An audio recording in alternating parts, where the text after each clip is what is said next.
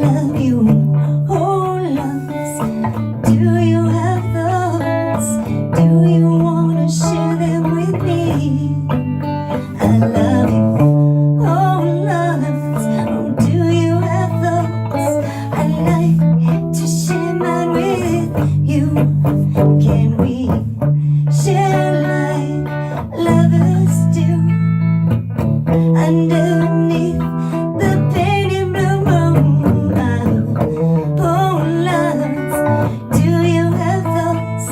And do you want to share with me? Share with me too.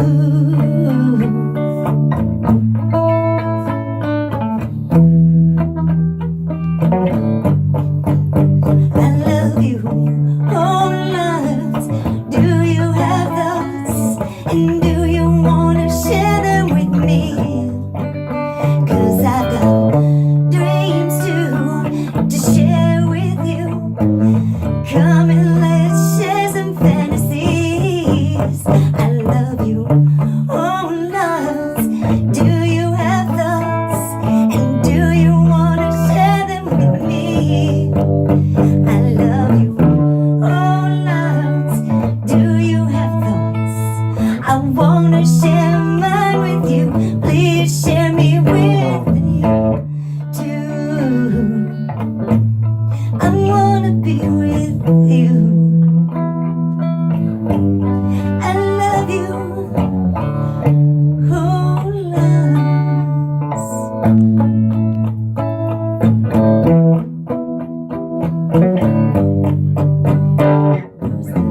Night after our eyes met, I seen you best time yet. You stood in the sun. I knew you were my woman. When I dreamed that night, I held you oh so tight. Your arms held me like the blankets I ever knew. When I was a baby, you wrapped in my mom's arms, and every night all I did was dream of you. And now you know, 'cause you've seen me too. I hope you wanna go and share your whole life and dreams with me too. Oh loves, do you have thoughts? And do you wanna share with me too? Do you, and oh loves, do you have thoughts? I know I do. Come and share. Can you come and be with me too? I wanna share them with you. Oh loves. Ooh.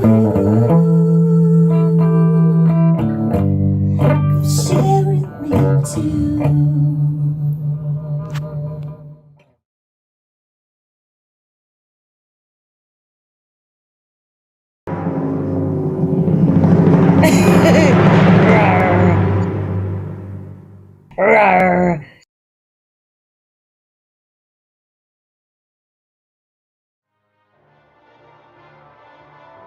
Ambient noise, yeah. So now you're grabbing some BandLab clips.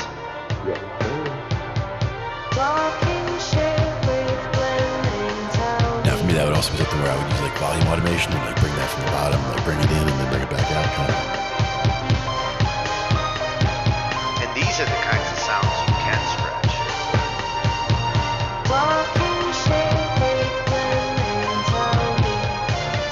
With this AI, like scratching it actually can be cool.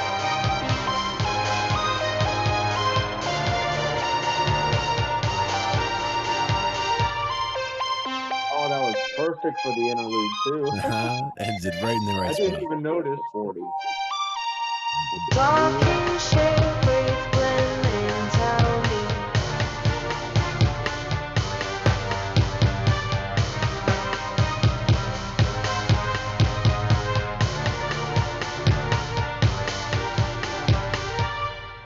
I didn't even realize the texture faded out at the interlude until it happened. I'm like, wait a minute. Sometimes you just, it was just meant to be that way.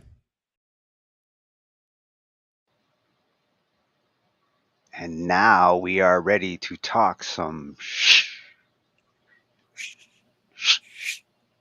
IT with the return of Glenn. Glenn and Tony. It's How you doing, man? good to have you back. Good to be back. Good to be back.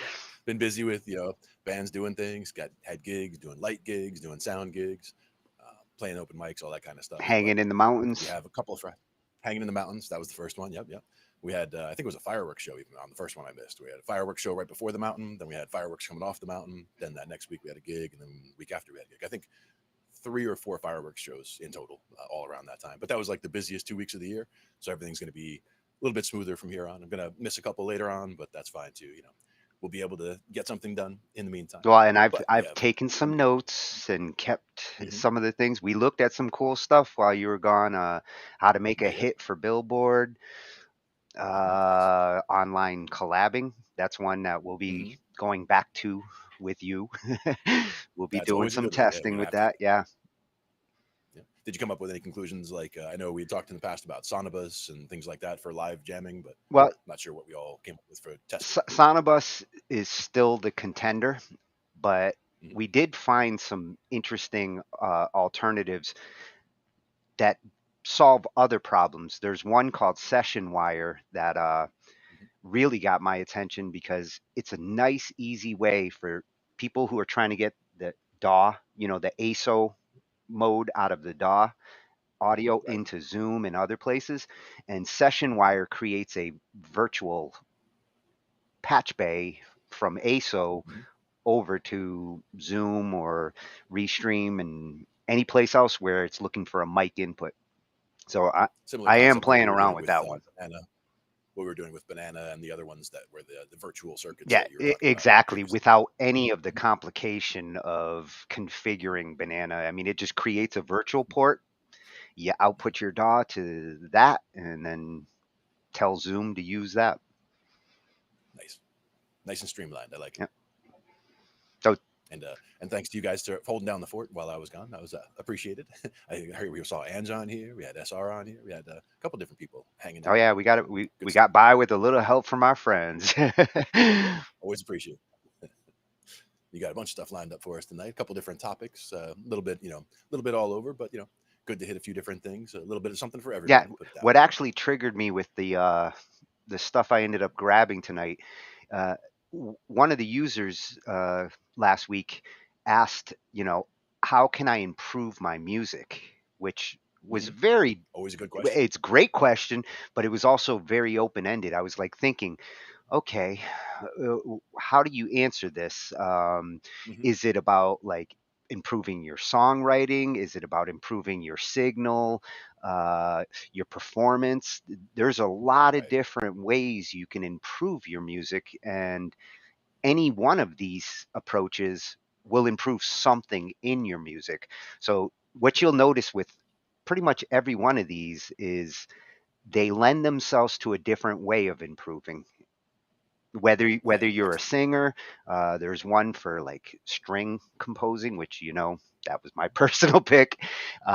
Yeah. Absolutely. Vocalists, what type of singer you are. Matter of fact, here, let's take a look and see what we've got lined up. Sure. We've got the Stallion Theory coming from Struthless, which the concept of how creativity sometimes having too much of it can sometimes get in your way of getting to your end goal. Yep. Uh, what kind of singer am I? I love this site. We Yeah. looked at actually one of her other sites, the Piano Note, and Yep. this site Singio is more orientated towards the vocalist, and it's fantastic. I remember we did a vocal warm up video from there at one point. Yeah, That was very yeah, cool. I've still got that one tucked away to Yep. send to other singers who are looking to improve. Yeah. We've got the 10 Commandments of Songwriting. This is a site I actually found while you were gone. The holistic songwriting, awesome concept. It Nice. takes that kind of medicinal music approach, Mhm. and he's going to tell us like these are good things to follow when to be a good songwriter to improve your songwriting. And this one, I've been dying to cover this. Actually like to do a whole night on how to properly do covers or remixes, and he's going to talk about both. And it's Nice. funny. There is a difference between a remix and a cover, and he's going to go into that and how they get handled with places like YouTube, and what you want to watch out for if you don't want to get strikes and flags on your YouTube channel. Very good Yeah. stuff. It's important. This one, another channel that like I am going to be visiting a lot of, virtual orchestration. I mean, Nice. that was like, For the stream. yes, and the ZED Clef. I mean, as soon as I saw it, I was like, Mhm. okay, I don't know what a ZED Clef is. I have to watch That was new to me too. this. Yeah. Very cool. And this one, how to remove and reduce reverb and echo, something that we have fought with when you get tracks that you're working on a collab, and the track, what you get is what you've got. And sometimes it's a wet track, it's got reverb on it that you don't necessarily want. You want to add your own reverb afterwards while you're mixing. This looks like an interesting plugin from Waves. Yep. And that's one of the things you've mentioned in the past also about conflicting reverb. Sometimes there's a reverb on the track that this person gave you, and now you have a different reverb that you want to use, but they conflict and they crash into each other. Yeah, And that yeah. Well, could be a way of remove convoluting that. convoluting reverbs will crash into each other. It's like Yeah. waves. Exactly. Now, this one I think you'll find interesting. I actually couldn't stop watching this one the other night because I'm so curious as to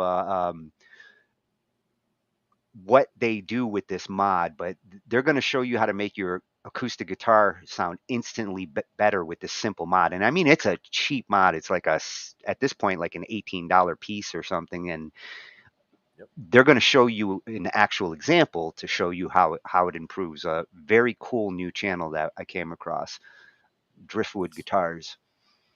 Mm-hmm. And this is another one that I've explained at times to some of us in the back, and um, why we sample at certain rates. Like 44.1 is still the industry standard going back to the Right. 90s, and nowadays they are pushing 48 and up to 192, and this is going to help to clear up like why these higher bit depths and Yeah. The higher bit depths will definitely make a difference. Hey, Uni, how you doing? And that's one of those types of things that with the higher bit depths, we'll end up, we'll see how it works out there. But usually, like you said, usually 44 is a pretty good way to start out. yeah, well, it's At the end of the day, the way you should at least start out to understand where the minimum is, because you don't want to go right. less than that. Yeah, exactly. And then But understanding what it would sound like if you did, because sometimes that's a sound effect that people actually go out of their way for to get something like bit crushing and all that kind yeah, of thing. or if you're trying to get a retro kind of sound, sometimes we go Mhm. back to 16-bit. So, I'll and bring the mic up here. How about that? our last one is 5 free music distributors.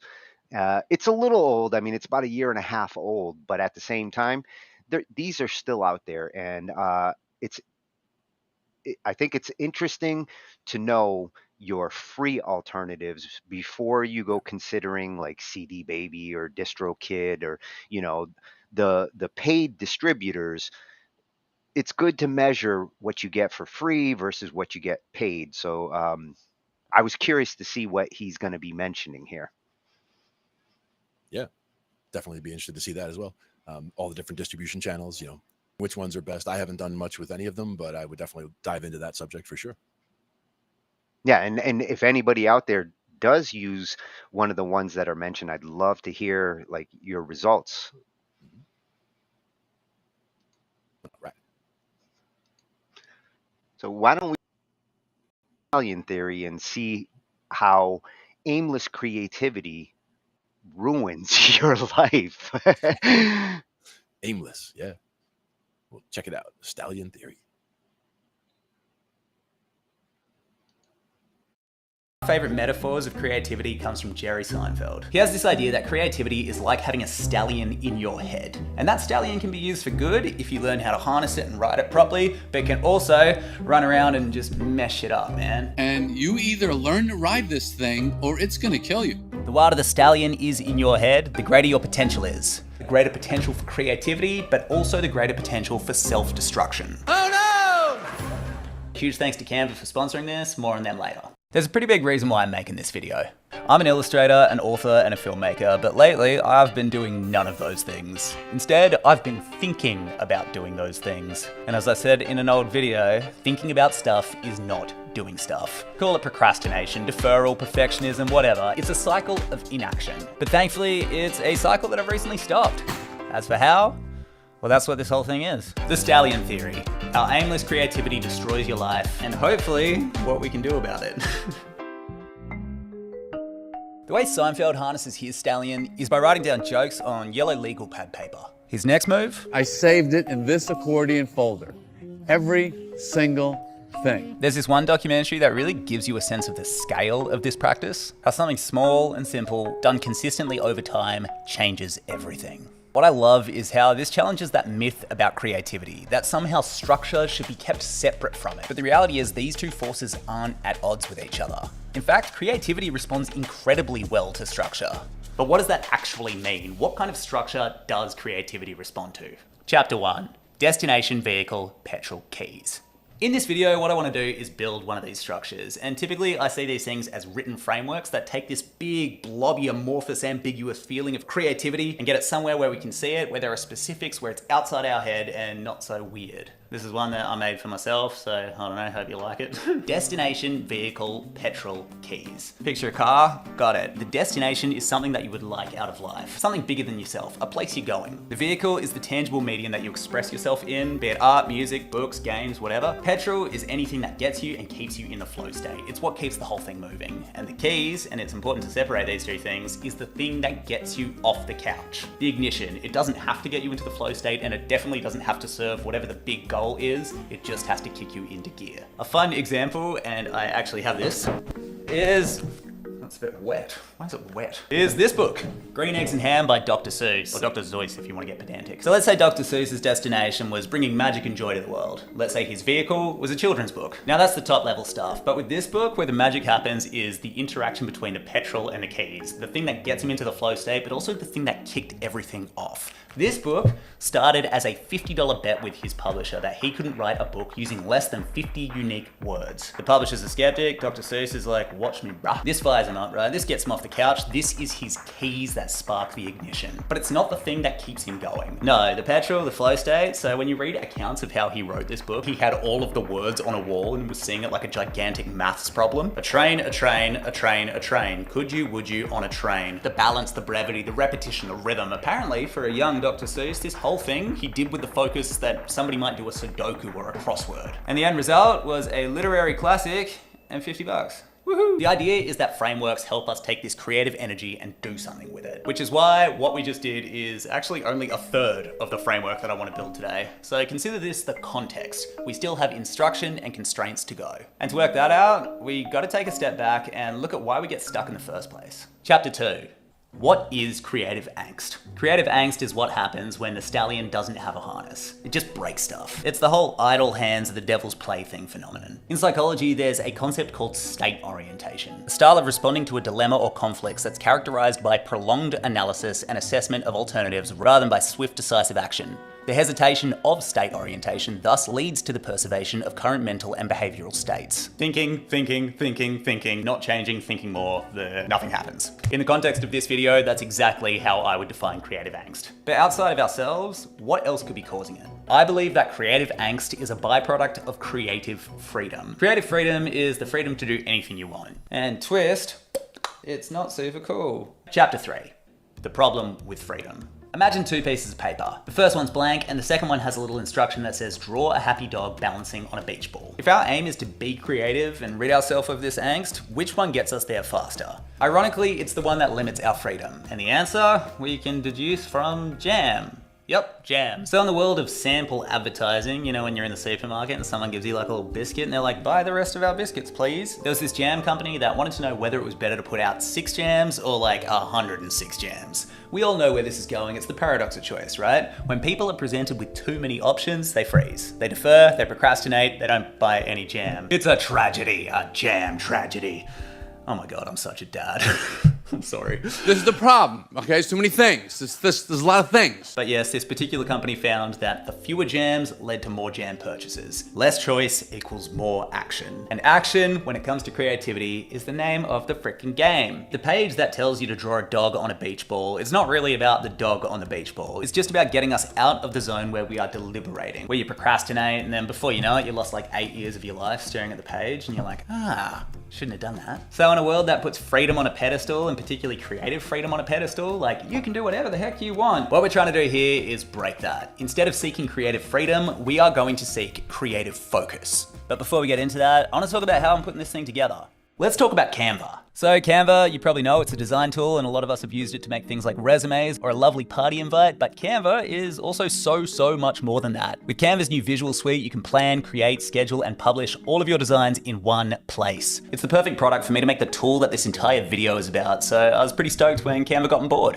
Using their print feature, you can make a planner like I did, a calendar, business cards, even mugs at just the click of a button. And using their new magic design feature, check this out, you know that little dog on a beach ball from way back? Basically, I put it in and immediately received tons of templates built around my image. Then I can choose a style, add whatever text I want, and boom, template paradise, baby. All ready to edit. From dogs to docs, In their docs feature, you can use their new magic write tool. So that'll help you shake off any writer's block that you might be going through and give you just a bit of a head start. What's cool is you can use Magic Write anywhere in Canva, not just docs. And their presentations tool can literally make anything look exciting. For my silly ideas, I've been using it to make pitch text to show Aaron and Billy, and we also use it for like networks and stuff, so it was genuinely super helpful.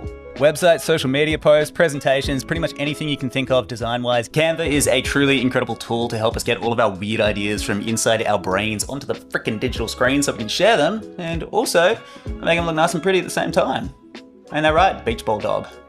Yes. If you are curious, then there is a link in the description of this video that will get you a 45-day extended trial of Canva Pro. I've been using it heaps lately and it's totally worth it. Chapter 4. Deadlines. Life has a deadline, a literal deadline, so it makes sense that everything that we do within this mortal life should probably have a deadline as well. Otherwise, we are insulting existence. That's a bit much. You're probably familiar with Parkinson's law, that work will stretch to fill the time allotted. A deadline puts boundaries on how much time we can allot to something, which usually is the thing that makes things actually happen. My guiding rule is systemize. If you're gonna write, make yourself a writing session. But you gotta know when's it gonna end. It's gonna be an hour. Okay, now we're getting somewhere. Here are 2 stories that I can't stop thinking about at the moment. The first story starts around the same time I do, in the early 90s, baby. It's about the game series Duke Nukem. You had Duke Nukem 1, Duke Nukem 2, because it's the 90s, you got the obligatory naming convention of Duke Nukem 3D, and then, of course, Duke Nukem Forever. Yeah? It's the same as Jackass, isn't it? But the real story can be told by the years that these games came out. In order, 1991, 1993, 1996, and 2011. What? That's a hell of a gap. So after Duke Nukem 3D, the devs had hit 3 home runs, and now it was time for their 4th, right? But instead of smashing out of the ballpark, they sort of choked under pressure. They had creative freedom to do whatever they want. There were hungry fans, there was money, there was Duke frickin' Nukem, baby. But here's where those jams in the supermarket come back in. They stalled and choked, they overthought, they deferred, they procrastinated, they kept changing the game engine. Meanwhile, technology and society just kept changing around them. And so by the time that they were actually ready to release the 4th game, people said it was underwhelming, that the humor just didn't translate to a modern audience, and worst of all, it was just a jumbled mess. There was no frickin' focus. Compare this to Goat Simulator.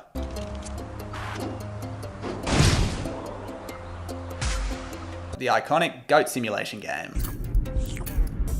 This is our second story. Our protagonist is this guy, Armin Abrizijic. Our setting is the 1-month game jam at Coffee Stain Studios. This is where you've got 30 days to just make a game. Doesn't have to be perfect, it just has to be done. Armin, in a move that I really respect, just kept pitching goat games. What if a goat did this? What if a goat did that? What if a goat had like a Tony Hawk Pro Skater type of gameplay? Bingo. This was the thing that made Coffee Stain Studios light up. They greenlighted, and in a couple of weeks, under serious time constraints, like Armin was doing things like literally going to an online marketplace and buying his goat model for 20 bucks. And he's building and he's building and he's building, and eventually they make this little gameplay video which goes up on YouTube, and yes, the response was electric. People really got on board with the idea of Goat Simulator. Something about the absurdity, the frivolity, the goat of it all. It connected. The game gets finished, gets released, and this philosophy of done is better than perfect is so entrenched that the Goat Simulator website literally had a message that warned people against buying it. Goat Simulator is a small, broken, and stupid game. It was made in a couple of weeks, so don't expect a game in the size and scope of GTA with goats. In fact, you're better off not buying anything at all, actually. To be completely honest, it'd be best if you spent your 10 bucks on a hula hoop, a pile of bricks, or maybe a real-life goat. The game was a smashing success, with multiple extensions being made, released, and loved. And just this year, we got Goat Simulator 3. There was never a Goat Simulator 2. To segue from one livestock animal to another, what we saw was Duke get nukemed by their inner stallion, while the Goat Simulator team learned to harness theirs. While they both had direction, only one of them had a deadline. The brain is so easy to master. You just have to confine it. And it's done through repetition and systemization. So let's wrap this all together in Chapter 5, the freedom of a tight brief. This is a David Ogilvy quote advertising one of them Mad Men type dudes. Give me the freedom of a tight brief. I believe that a tight brief is how you harness the creative stallion. And the way to make a tight brief is to put all of the elements we've talked about together. Let's look at somebody who has already made one. Anne Lamott. She has a simple one that I love. It's for the book that she is currently writing, write 2 crappy pages a day. So when you break down her brief, it sits in these categories: context, instruction, constraints. Her destination is spreading that message of the book to the world. Her vehicle, the book itself. Perpetual is the flow state that comes when she's writing, and the way that she gets there is by telling herself to be intentionally crap. Her clear instruction, write 2 crappy pages a day. The constraints is that these pages must be part of the book she's writing. They can't just be like a fridge manual or something. Quality is negotiable, quantity is not, and the deadline is daily. So all we need to do is break down whatever it is that we want to do and put them in those categories ourselves. So that's the tool. And while this sheet of paper might not be groundbreaking, it does get us to articulate the foundational stuff. What we're doing, why we're doing it, how to start, how to keep going, and what we got to do to get there. Let's come up with something you can do. That's where you start everything. That's how you start to build a system. Harnessing the creative stallion is a lifelong mission, and it takes a million different attempts and methods, but with every new tool that we find, we get one more way to get back on the horse. And given what that horse can do if we don't, just that extra little bit of clarity can definitely go a long way. Anyway, subscribe if you're new. If you want more info, check out these videos. I hope I'm pointing at the right things. And have a gorgeous day. Catch ya. Oh, I got to get my hands on that template. That template does look like it'd be useful. Very useful. A lot of good stuff in there. A lot of good information. And yeah, and great. And the whole too much choice. Yeah, that's a thing for sure. Great general advice when it comes to our perception of like creativity and whether the desire for artistic freedom, but the consequence of you might actually not get anything done if you have no definition in or deadlines. His point on deadlines, that's how companies keep things moving and producing, because without those deadlines, some workers would just sit around for 5-6 years before the next Duke Nukem comes out. True. And that's also, something about the whole working at home thing as well. Like some people are great working at home. They'll get twice as much done and have plenty of time for everything. And other people, they work from home and they're constantly distracted, checking Facebook or, walking the dog or whatever. They're constantly not doing what they should. So, you can see both sides of it, but you can see how some people take that opportunity and make it really work. And other people, they waste that opportunity. Yeah, you really have to condition yourself not to get distracted. Mm-hmm. And even putting the time limits on, same idea for practice, like playing something every day to me is important. Like whether it's going to be keyboard or drums or guitar or bass or whatever, just do something every day. Even if it's only 5 minutes, just do something. And that's why, a lot of times that just getting started leads to an hour or two of playing. Sometimes I only have 5-10 minutes, so I'll just play 5-10 minutes. But doing it every day is really important. That's one of the things I try to, make sure everybody understands. Just, whatever it is you're working on, try to work on at least a little bit every day. It'll get you. Yeah, and at least going. that's kind of like sticking to her strategy of like 2 crappy pages a day. Yeah, or even just the whole idea there, the keys. That's the keys. Like that'll get you off the couch. Like just do something. Like just play 5 minutes. That's enough to I'm watching a commercial. I'm watching a video. Just pick up the guitar and run through a couple of scales real quick. That's that's 5 minutes. And I can just put it back down and say, okay, I did 5 minutes, and that doesn't mean I'm necessarily done for the day, but that's at least I covered the bare minimum, and then I'll be inspired to do that several times a day. So I end up doing a lot better with playing consistently every day and not going. Sometimes otherwise you'll go a stretch of 2 weeks without playing and you don't even realize it because you skipped one day and then the next day like I didn't play yesterday, so it's not every day anymore. So I can just take another day off or whatever. Not that playing 5 minutes is a super demanding time constraint. Well, that definitely makes me want to be a creative stallion. Yeah. And strive for that kind of structure. Yeah, with it's a good method. Creative freedom. That one came from Struthless, at Struthless on YouTube. Interesting site. Niche documentaries about personal growth and creativity. Guys, right up my alley. I like it, sure. And Uni, I get the same idea with titles. Like sometimes I would get songs where it was just a chord progression, a little new, and a title, and that title is enough to kind of make the whole thing start coming together. Yeah, a lot of times the title actually gets me motivated for everything else. If I start with a mood of the title, kind of leads to the mood of the music. Absolutely. And sometimes it does key, it does help minor, when you're trying to write the words. Absolutely. Makes it all start coming together. Yeah. Now, one question is, what kind of singer are you? That is a good question, and that's one a lot of band labbers should ask themselves. I think a lot of them are trying out singing.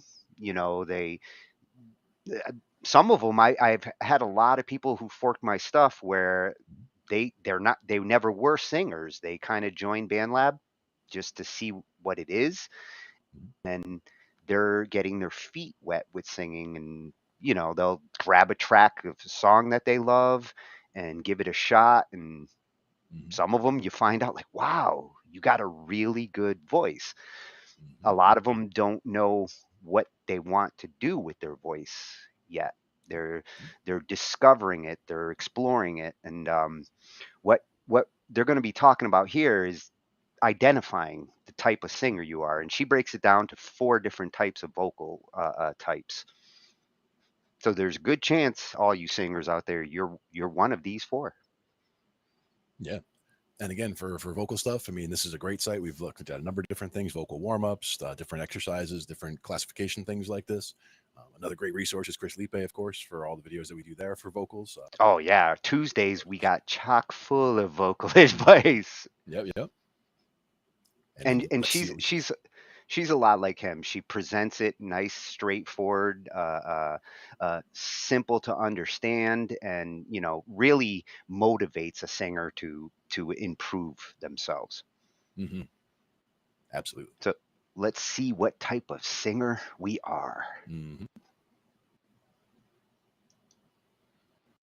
We all have things to work on when it comes to our singing voices. For the longest time, my biggest struggle as a singer was knowing that I wanted to be better, but having no idea how to actually get better. I knew that I wanted a stronger, more powerful voice. I knew that when I was singing, I could go, and then it would flip and I would lose power, but I didn't know why, and I certainly didn't know how to fix it. In my case, I thought that in order to get that powerful voice, I just needed to sing louder, push harder, which was the exact opposite of what I needed to do. What I needed to do was relax and do some freedom exercises and then return to developing strength in my voice.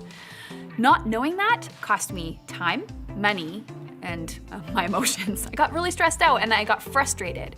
So this video is to help prevent that from happening to you. We're gonna dive into some vocal 10s, 2s, that's what I like to call them, so that you can learn what your unique vocal type is and then be empowered to go do the work and the exercises that you need to do in order to become the best singer that you can be. We've got 4 types to look at here: the yeller, the choir singer, the flipper, and the blender. So let's dive in. Okay, So the first type we're looking at is the yeller, or in other words, the chest puller. So this kind of singer is very comfortable being loud. So they might sing, somewhere over the rainbow. They tend to be belty and strong, and that's amazing.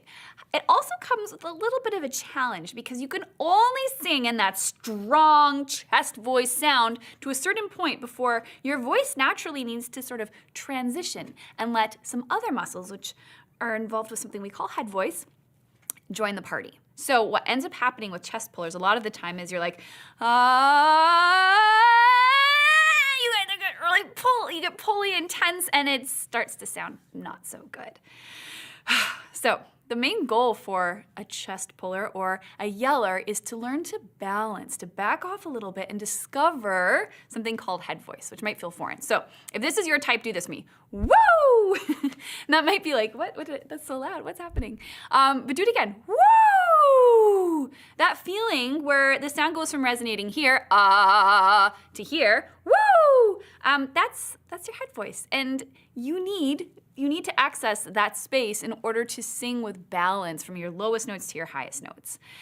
And it's a journey, it's a process, it's gonna take work. But one of the first steps that you can take towards that is just spending some time doing those vocal slides. Start high, go woo, and slide back up, woo. Another one of my favorite exercises for people that are really, really strong in their chest voice but are struggling to kind of get past that is singing the word woof. So think ooh, woof. And you could do an exercise like this. Woof, woof, woof, woof, woof, woof, woof, woof, woof, woof. It feels ridiculous. Woof, woof, woof, woof, woof, woof, woof, woof, woof, woof. You don't want to muscle it. You don't want woof, woof, woof, woof, woof. You want it to be free. Woof, woof, woof, woof, woof, woof, woof, woof, woof. And that freedom is what's going to help you to establish the balance that you need. And eventually you'll be able to add a little more and a little more and a little more to all of those notes till suddenly you wake up one day and you're singing way up high and you're not straining and it doesn't feel bad and it sounds amazing.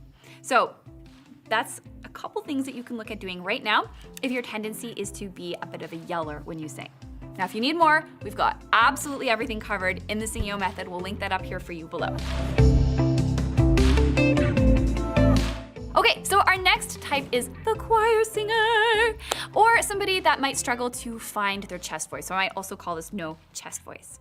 Now, what this means is when you sing, you tend to be very light and breathy and airy, and you might struggle to really get strong, powerful notes when you sing. So if I refer back to that first type once more, where we talk about the yeller, we might sing a little 5-note scale like this. Ah. Somebody who is a choir singer or has no chest voice might sing it like this. Ah. So you can hear the difference. Now the goal is balance. The goal is to be able to sing from your lowest note to your highest note without a loss of power, sounding like you're really connected to every single note. You're not shouting, you're not too light, you're just right. You are in control of the amount of energy and intensity of each and every note. So that's the goal. Now, if you struggle to find your chest voice, if you are the choir singer type, you want to work on exercises that help you connect. So my favorite way to do this is with a really ugly sound like this. So stick out your tongue and do this. Ah, ah, ah. Now, if you're not used to being loud, that's going to feel a little bit crazy, but just bear with me and do it one more time. Ah, ah, ah. Now, we can practice a scale. We can go ah, ah, ah, ah.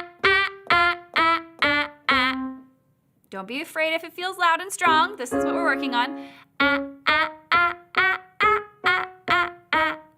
I'm not shouting. I'm allowing my voice to just be a little bit creaky, and I'm singing each note super short. Like I'm not going I'm not straining. I'm just touching the notes. And I can just keep on going like that. One more.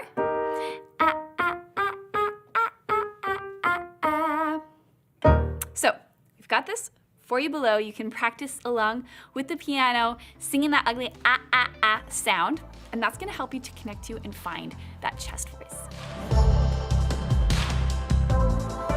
All right, our next type is the flipper. Not like the dolphin, but sort of like when we sing, we get this crack or this flip or this yodel. A really good demonstration of this would be Sarah McLachlan. In the arms of the angel, fly away. Right, you hear that? Fly away.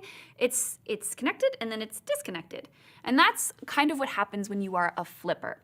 Now, you'll notice this is your type if when you're singing, you're good, you're balanced, you're not shouting, you've got power, and then suddenly you lose your voice. So maybe it would be like this, somewhere, right? Did you hear that disconnect? If I were singing that 5-note scale I played earlier, like this, ah, that was with balance. Here's what it would sound like if I were a flipper. Ah, you see, I kind of lose control there and it gets a little bit dicey. So this comes down to being able to balance from your low note to your high note, getting the muscles that engage when you're singing in chest voice and the muscles that engage when you're singing in head voice to cooperate. This can be a little bit difficult. So one of my favorite ways to practice this is with an exercise on the vowel consonant combination of B. So it's a B with a UH, and it's got kind of like this dopey lowered larynx. Your larynx is that thing that your vocal cords live inside of, that bump on your throat. So if you swallow, you'll feel it move up and down, and if you go, you'll feel it move down slightly. So if you say B and practice just a simple B, B, B, B, B, B, B, little arpeggio like that. B, B, B, B, B, B, B.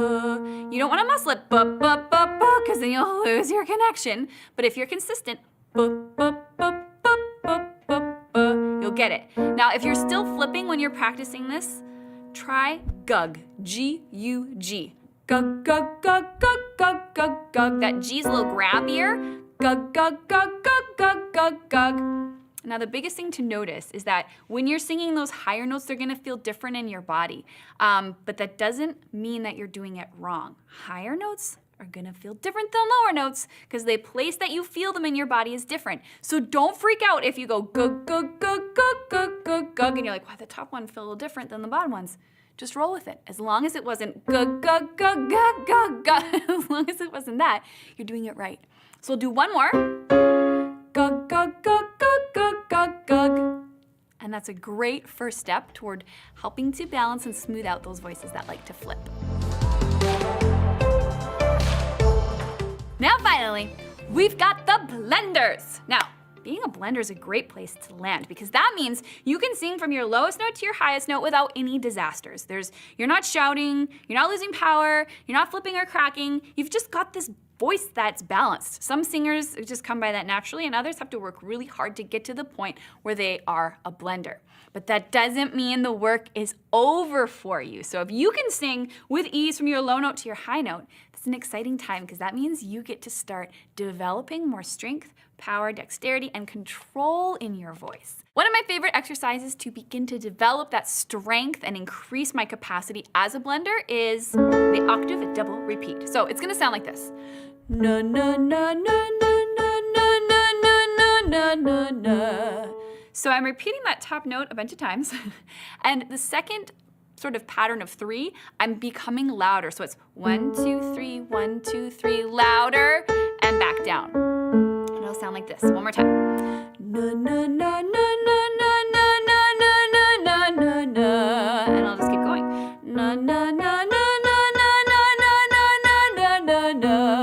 So I absolutely love that exercise just to kind of help build my capacity so that as I, spend time on this, my voice just becomes stronger and stronger and higher and more balanced. A couple other things you can focus on if you are a blender is just texture and quality. So are you able to achieve vibrato? Are you able to sing with dynamics? Can you be louder and then softer and then louder and then softer without, a flip, a crack, or a break, or all those other things that we work on balancing as we develop our voices? So there's a lot that you can look at and focus on as a blender. Whew. Okay, so those are the 4 tens, 2s. I want to repeat, none of these are negative. And in fact, you can kind of find that you experience these tendencies or these challenges all of them at different times through your week, your month, your life. I know that I've worked really hard. I started as a chest puller. I worked really, really hard to become a blender. And now, still to this day, some days I wake up and I'm like, oh geez, well, you're pulling chest. You gotta do those freedom exercises. And other days I wake up and I'm like, why can't I get grounded? And I need to work on some of those more chest voice focused routines. So it's a moving target. And I think the most important thing to take away is that you got to just learn to feel your own voice, figure out where you're at today, and then work on things like we've gone through in this video, like we have for you in the Singio method, that are going to help you to achieve that balance and move you toward your goals. Always be kind to yourself. Know that this is always a work in progress. There's always room for improvement. There's always room for development. And the journey is amazing. So comment below. Let me know, what do you think your type is? And I'll see you around.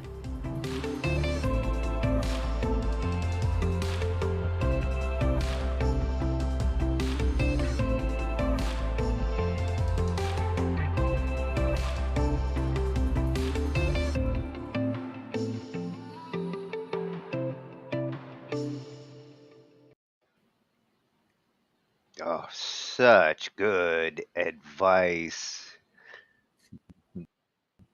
Absolutely. I want to see all of you.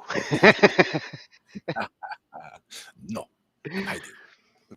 I can't even get out of the way. I can't even get out of the frame on that side. Keyboard's in the way. But she really helped to clear up, like, you know, I'm glad she emphasized, like, none of these are bad. They're characteristics that singers are going to have, and she pretty much nailed them all, like the chest singer and how to deal with that, and, you know, get to your head voice. That's something we hear Chris talk about all the time. He's constantly, especially because the type of music he tends to be showing and teaching, a lot of them are the chest singers, and they need to develop that head voice in order to get away from that yelling that chest singers do. And that's why I put the gif of Ric Flair up there, because that's all you need is woo.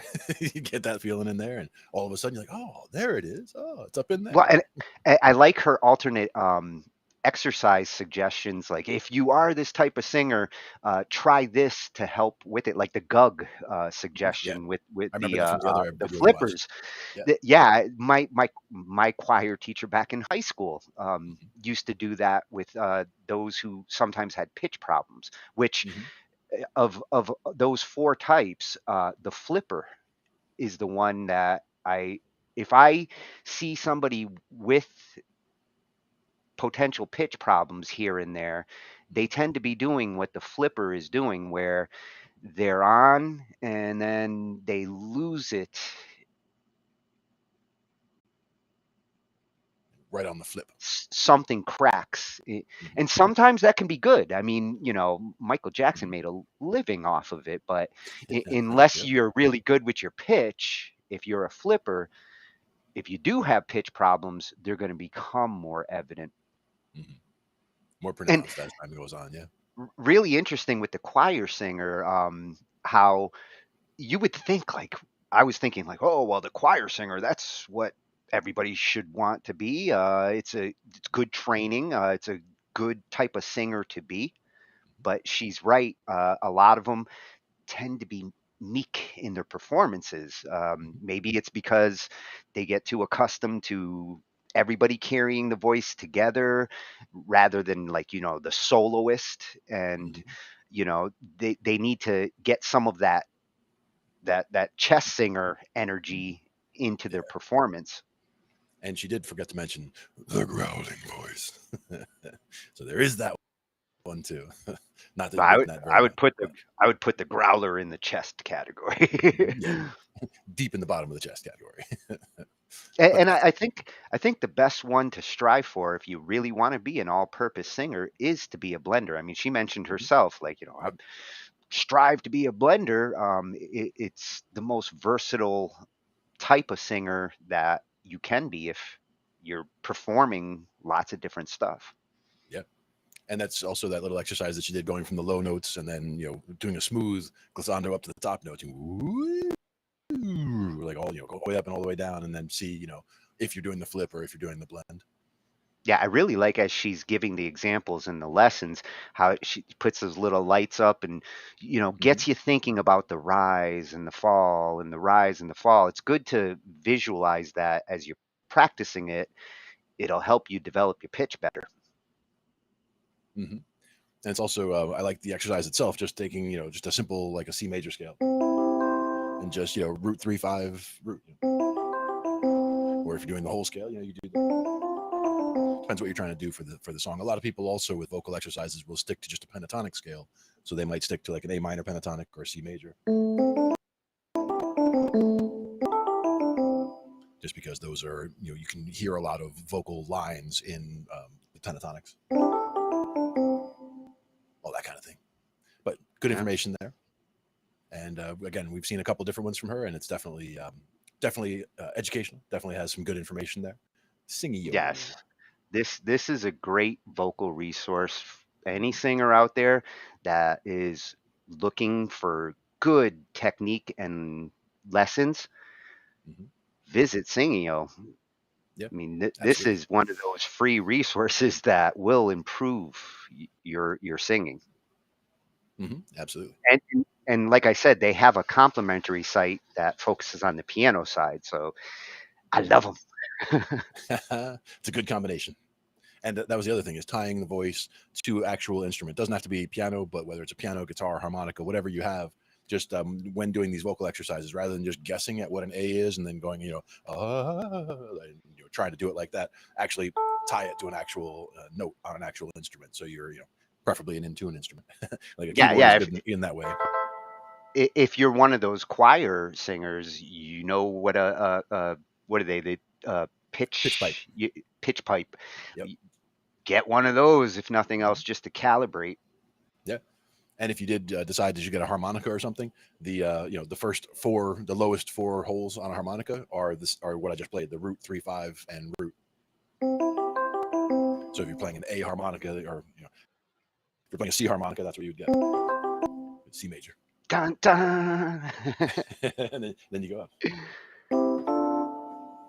D minor. I feel like I'm watching a baseball game.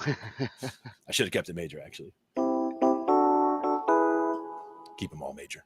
So it's all the same relative distances to all the notes, the same intervals.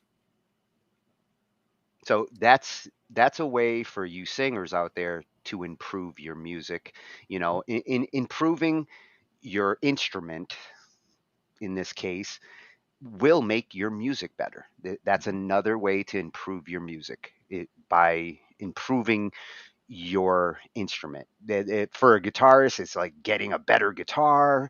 For a singer, it's developing a better voice, identifying the kind of voice you have, and knowing what obstacles you might need to overcome.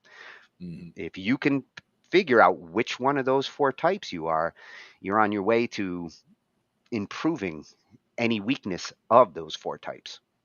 And again, a lot of the exercises that she has there are for improving specific things, or even to see which areas you need improvement in. And that's the key there as well, figuring out what exactly it is that you need. Because like for me, I don't even know what I need, but trying some of these exercises, some might be like, oh, that's really easy. It's like, okay, then I don't have to worry about that one. Or, and then try another one. Oh, I can't even do that. Oh, well, let's work on that one to get that aspect of the voice working.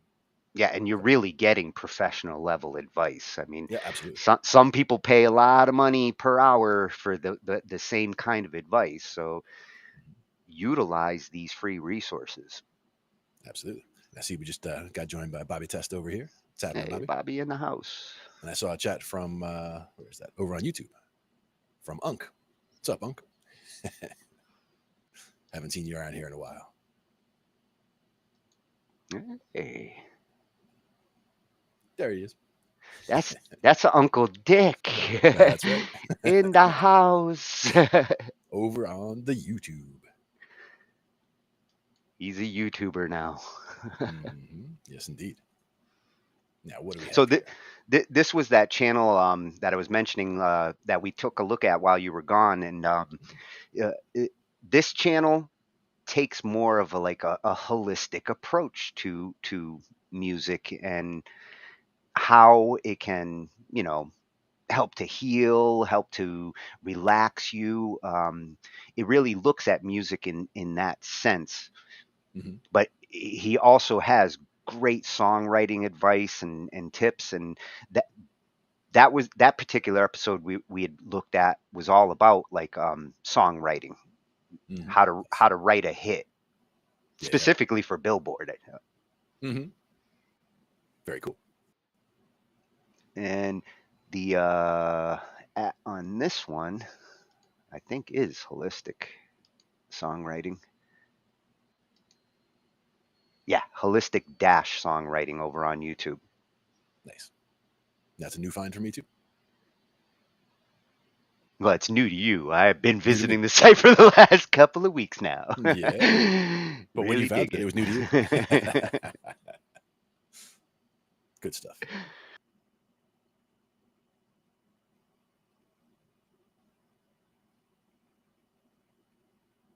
I think we have that one right over here as the 10 Commandments of Songwriting.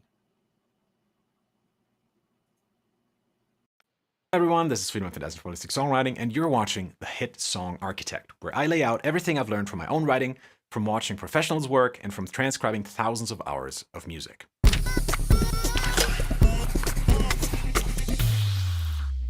In this first episode, we're going to talk about something that is often overlooked, but I see it as the most crucial part of becoming a professional in any field: getting into the proper mindset. As I said in the introduction to this series, a lot of people make false assumptions about writing music, and their songs suffer from it. So here's my top 10 guidelines every beginning songwriter should know and follow.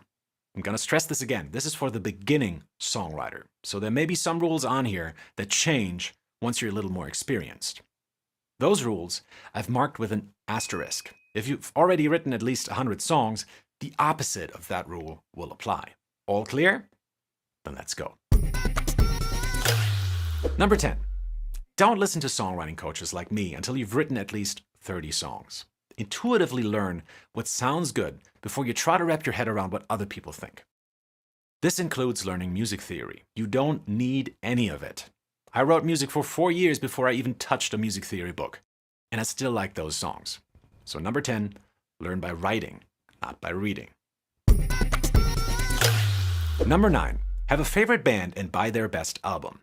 Listen to it for weeks and try to figure out what you like about it. You don't have to know what the chords are called, but listen. How long is a section? How is the band transitioning from one part to another? Does the singer sound the same on every song? What makes this band sound unique, and when do they break away from their formula? As with any skill, asking good questions is one of the best things you can do to understand the creative process behind the result. Once you've done that for a while, start doing it with your own songs too. Ask the same questions that came up when you listen to professional songs. Do you have a satisfying answer? If no, this will show you where you need to improve. Number 9, increase your listening depth. Number 8, start recording yourself as early as possible. Even if it's with your cell phone or Audacity on a PC, get used to hearing your own voice and your own playing. This allows you to tweak your singing or playing to sound like you want to sound. Once you've recorded something that you like, you have something to show for your work. Obviously, recording your ideas also helps you remember them. And as any songwriter knows, ideas are fleeting, so record them when you have them. Number 8, hit record. Number 7, don't ask others what they think of your music. Objectively, your first songs will suck. Showing them to friends and family will be detrimental to your early enjoyment of writing. Nobody's born a songwriter. That's okay. Just stick with it and work out the kinks you know are there. Have fun doing it, and you'll get there faster than if you're too goal-oriented. Just enjoy the process. In the beginning, songwriting is all about learning what doesn't work. So experiment. Try something new with every song and take mental notes on the things that made you feel something and the things that made you feel indifferent. Number 7, write by yourself. Number 6, there are no rules. In songwriting, truly anything is possible. There's practically no technique that couldn't somehow be turned into something people will want to listen to. So take everything I tell you in this series with a grain of salt. I can only tell you what an average song looks like. But nobody likes listening to average songs. Ask 100 people what their favorite ice cream flavor is, and the majority will say vanilla. But there's plenty of people who hate vanilla. So Once you know how to make vanilla songs, and that's what I'm going to teach you this season, focus on writing music that sounds good to you. Number 6, there are no rules. Number 5, learn a harmony instrument such as guitar or piano to a degree that you can easily play chords in time. In the beginning, focus on chords, not melodies or fast playing. On piano, learn to play the root note in octaves in the left hand and the triad in the right. On guitar, learn to play these open chords and the power chord. Do not waste your time on soloing. For songwriting, your shredding skills are irrelevant. Number 5, learn playing chords. Number 4, sing everything. Don't hum, don't whistle, don't play your melodies on guitar. Actually, sing. Sing your melodies, sing your bass lines, and beatbox your grooves. Even if, and especially if you're not a singer, be a singer. Sing along with songs on the radio. Take a few professional singing lessons so you don't damage your voice. Focus on breathing from your diaphragm and learn how to sing in chest and head voice to expand your range. Why is singing so important? Because your voice, your body, will instinctively tell you what works and what doesn't. If you write your melodies on guitar or piano, your melodies will be too complex and they will lack breath. In other words, silence. From a personal experience, I can also tell you that singing while you're writing makes a song feel closer, and I think it shows in the results. Number 4, sing everything. Number 3, be a skeptic. Question everything you write. Is this really the best option I had for this section, or is there something better out there? Try out at least 3 different versions of each melody, chord progression, and groove you write. This loops back to number 7. A lot of your early writing will be about figuring out what doesn't work. Use your songs to experiment, and if one song takes you 3 months to finish, that's okay. These 3 months will have a lasting impact on everything you're going to be doing in the future. And if you get bored writing just one song, write a couple at the same time. That's good advice no matter how many songs you've written. Keeps you engaged and allows for creativity to happen. Number 3, question everything. Number 2, start a band. As soon as possible, find yourself a couple of musician friends and tell them you're going to bring the songs. A good place to start is a drummer, a bassist, a guitarist or keyboarder, and a singer. Practice every week and use your time at home to work on new songs. This way, you learn how to write for each instrument and you'll be able to see what works and what doesn't work with a live band. It's also way more fun to be in a band than to learn how to write songs on your own. And as with any skill, if you're having fun, you'll get there quicker. So number 2, start a band. And finally, number 1, write as much as you can. No book, no teacher can teach you more than actual writing. Don't overthink it either. Paralysis analysis is a real enemy of good songwriting. Once you have an idea, start. In other industries, this is called rapid prototyping. You don't design the whole thing before you haven't tried if it works. Not knowing what you're actually doing can be a good thing because it forces you to listen. And listening is by far the most important skill you need to work on right now and in the future. This is the guaranteed way to become a great songwriter. Write, listen, understand, repeat, or WLUR for short. Number 1, WLUR. So here they are all together for you to write down. Pin this on your fridge or your computer screen and read these often. I've also put together a PDF for you to download if you want a nice looking version with a little summary of all 10 points. You can download that here. That's it for this month with the Hit Song Architect. Keep writing and stay gefährlich. WLUR. WLUR. It sounds so fancy. He caught me by surprise with that one, I gotta say. Well, I can remember that.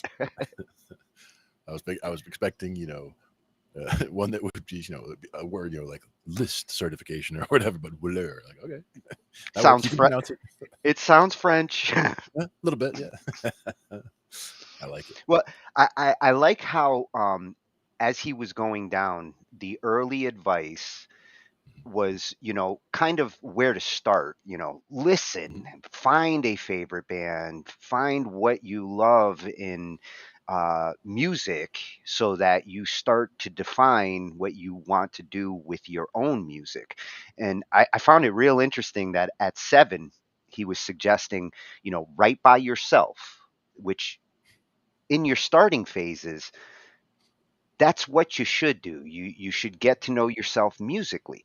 But by the time you got to number 2, this would be where you've evolved as a songwriter, because the first I kind of went backwards. The first song I ever wrote was with a band, and I didn't start writing by myself until years later. Right. And it changed my songwriting when I did. Hmm. Yeah, and with me, like a lot of times I'll write parts for songs, or collaboratively come up with songs, but I'm usually not the instigator of a song. Like I don't come up with the title or the chords, or a lot of times the words. A lot of times it comes to me as just a chord structure and a title, and I'll just put a bass groove to it or what have you. See, I and have and and, tried it, with and if songs you're with writing with a band, Mhm. you're more likely to not be the instigator. You're more likely to be the one who bounces off of an idea and builds on top of it. Yep. But if you do write by yourself to start out, you will be the instigator when you do get in a band, at least for some of the songs that you wrote. Yeah. One thing I So was just thinking it's a about is good workflow.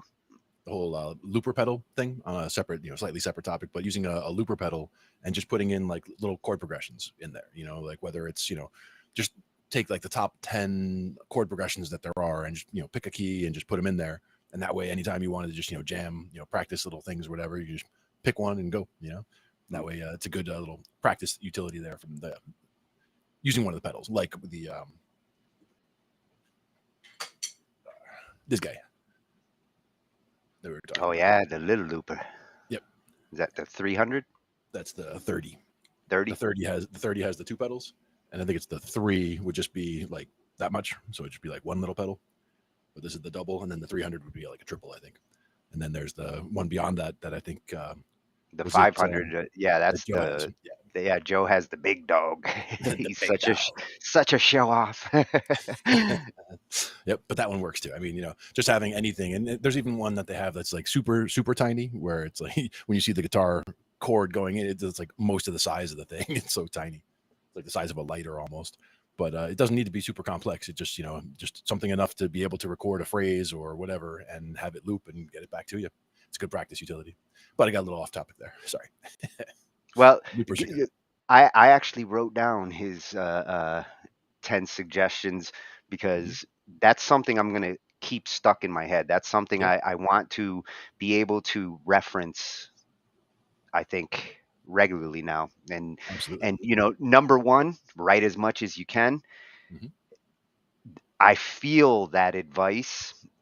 Sometimes we, especially now with BandLab, you know the avalanche that can happen where you're just writing for the sake of writing, Yeah. just to get stuff up there so that you can have some posts and be relevant on the feed. Mhm. Uh, with that number 1 suggestion, I would say find a way to a healthy balance where you write as much as you can Mhm. when you're feeling creative, when it's coming out of you.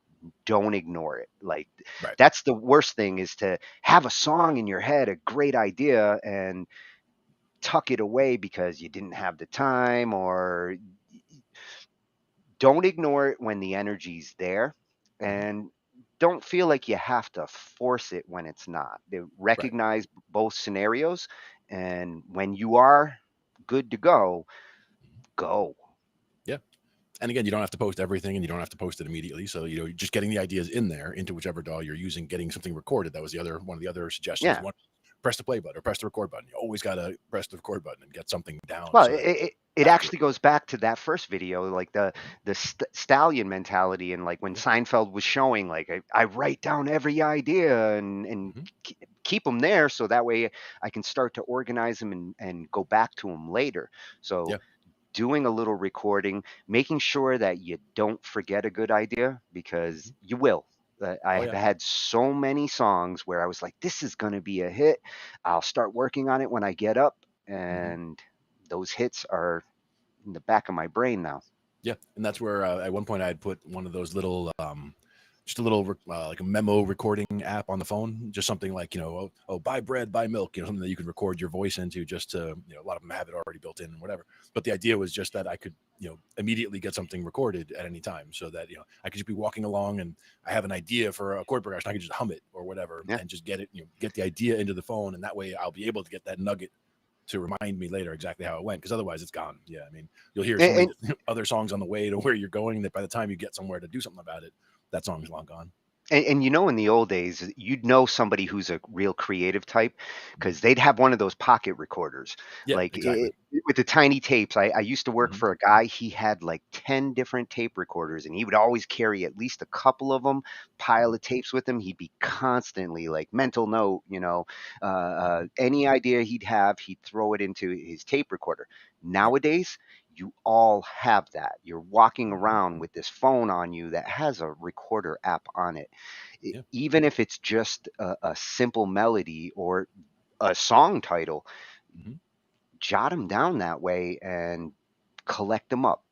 They'll be there for you when you are ready and have the time to do it. And even just using BandLab itself, you could just go into BandLab and just record something real quick. I mean, that's one of the things that makes it real easy to do at this point. So that's, I've actually seen some stuff published that look like people's mental notes. Yeah, exactly. Because it's ideas for a song or ideas of what that next part of the song is going to be like or what have you. Yeah, always good stuff from that. Now, one thing that we talk about all the time is doing things about covers and remixes and being able to do them in in the right way, be able to cover them legally. And I think we have somebody who's going to tell us a little bit about that here.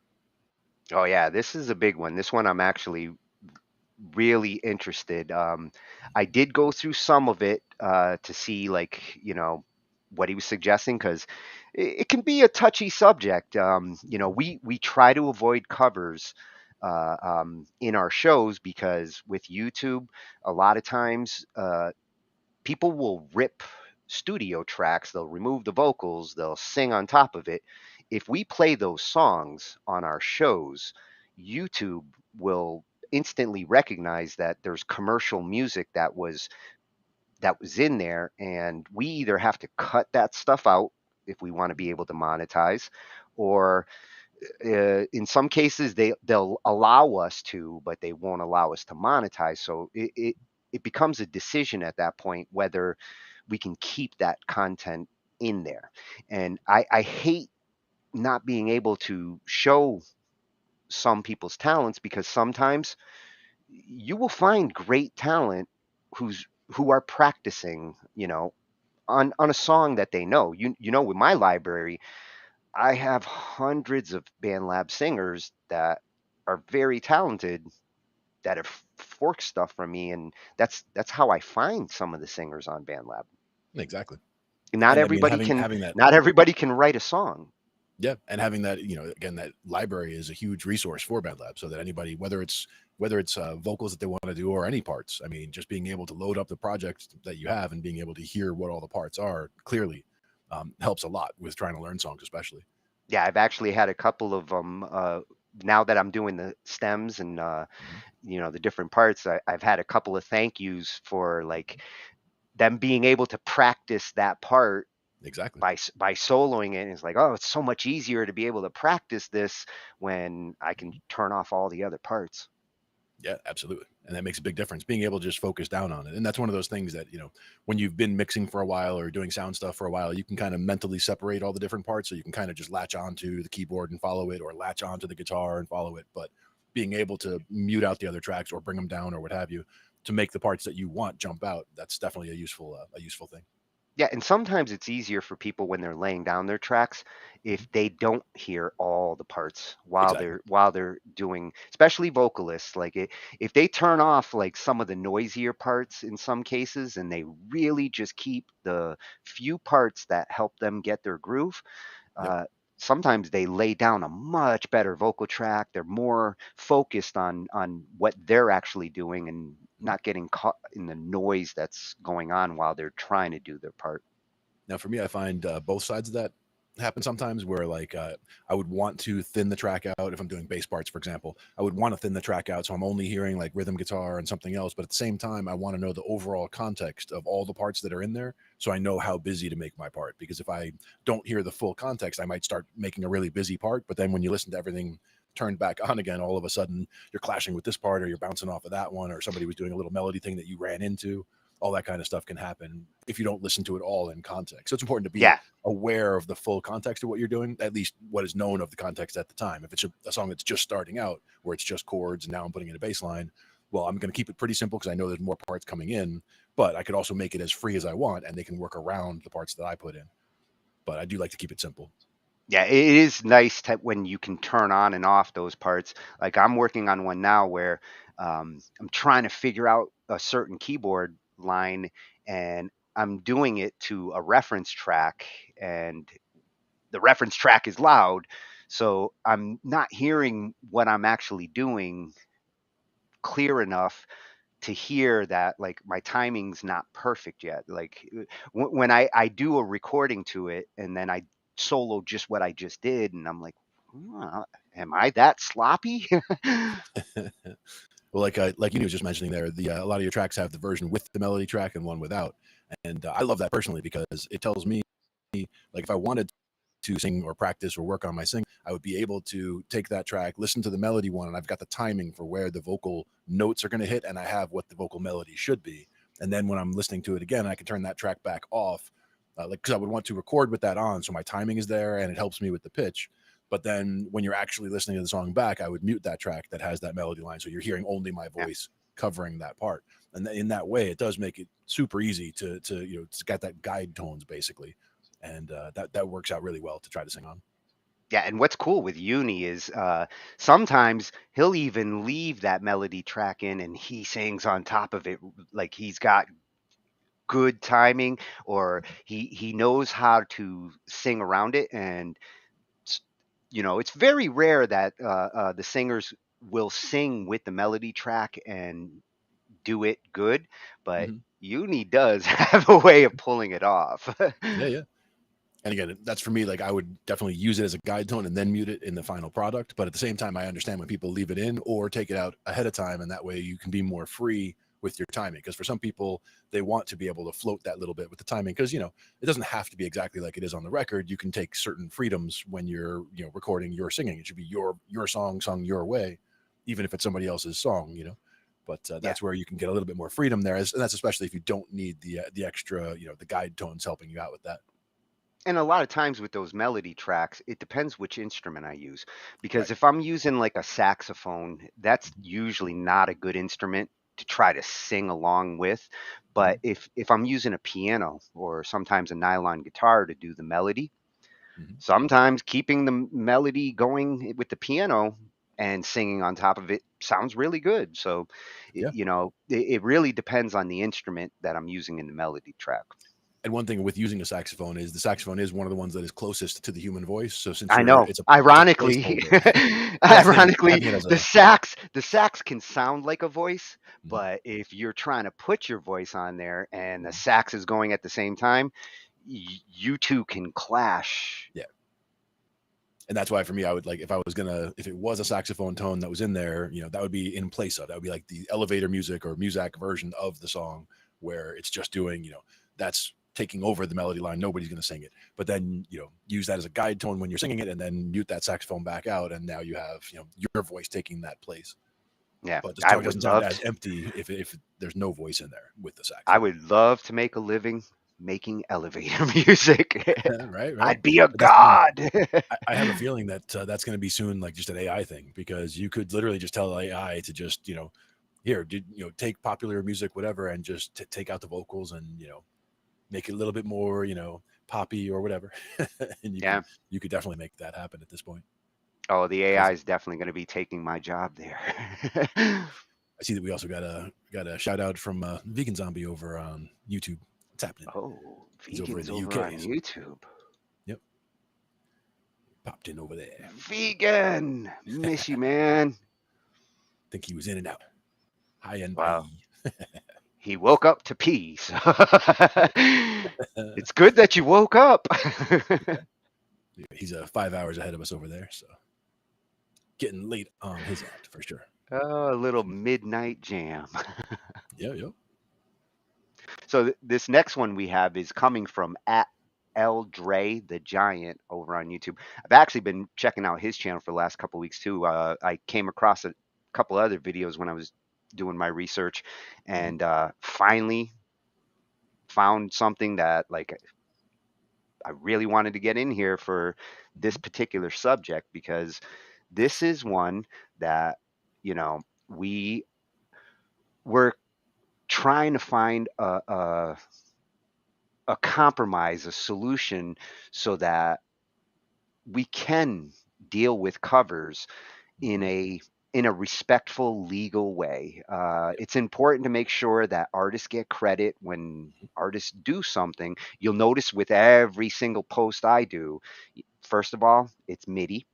It's being produced on my keyboard, not stripping tracks from a recording that was sold. And I put the band name. I do not try to credit myself for anything other than reproducing the song, which is what you're doing when you cover a song. Initially, you're reproducing a song.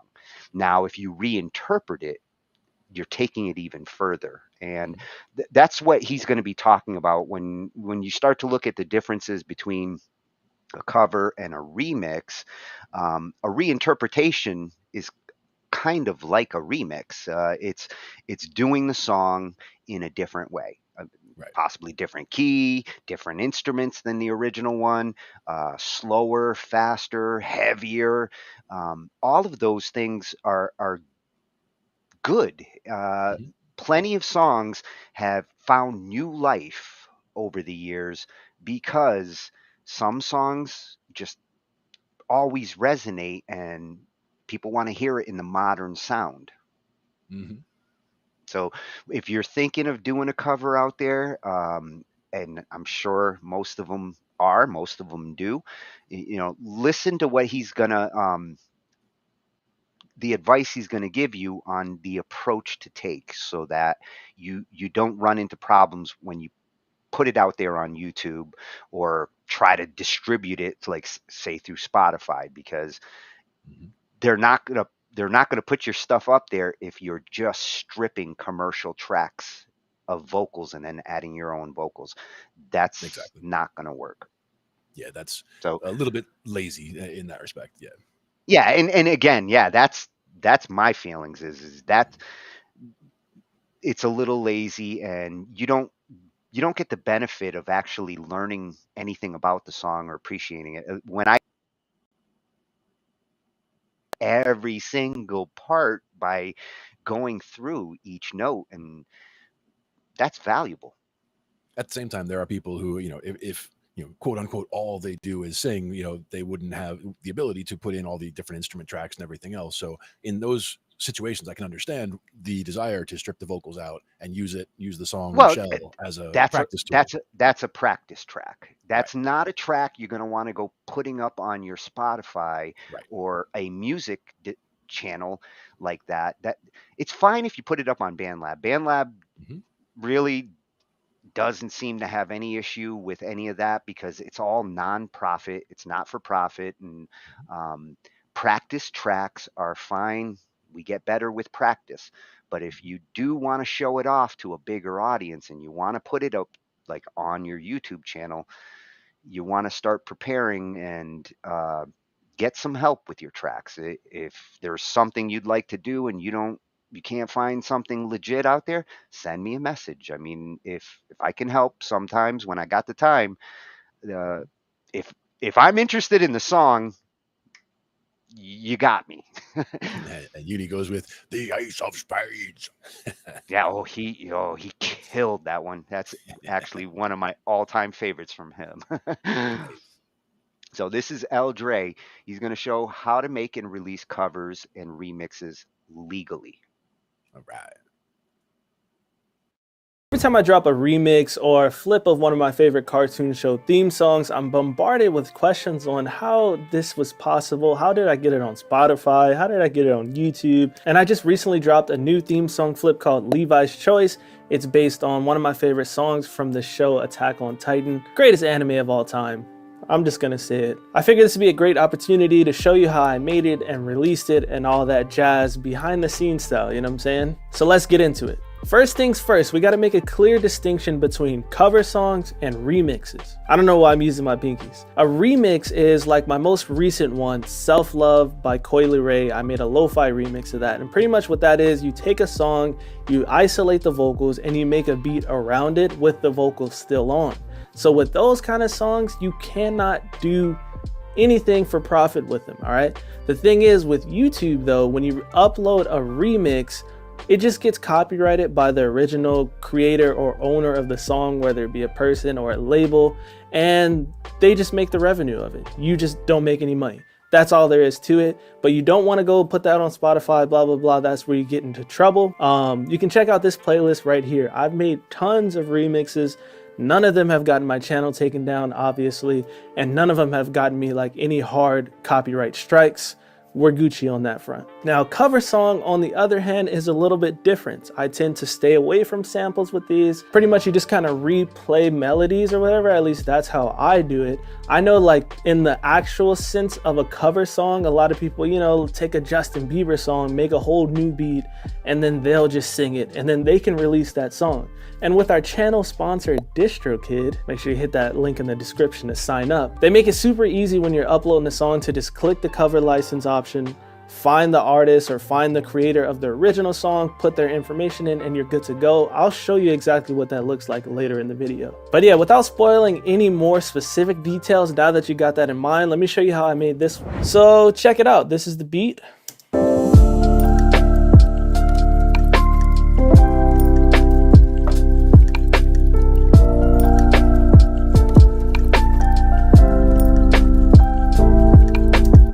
And this is the original song that I made it after.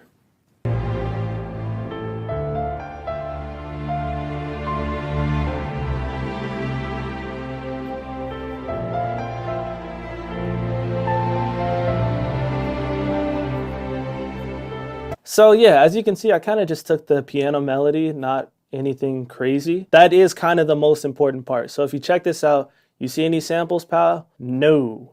So how did I do this? What I usually do is when I first find a song that I want to flip, I just type it into YouTube and hit piano, and then I hit easy because I'm not the best piano player. So here's one example. I think this is the one I used.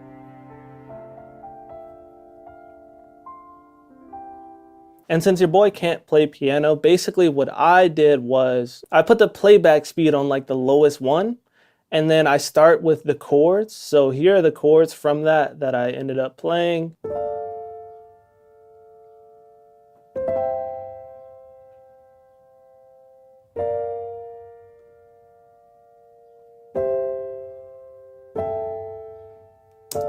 So yeah, I don't know how long that took, but yeah, I just looked at the chords, played them on the keys. And then same thing for the melody, which took a lot longer, but I looked at them, put it super slow, and then I just start recording it piece by piece until I got this.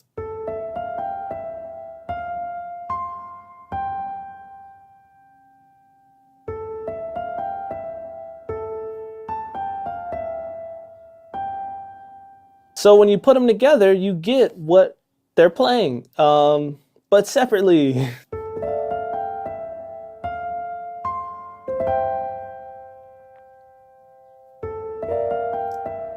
And then, you know, I start getting creative. I start adding Rhodes.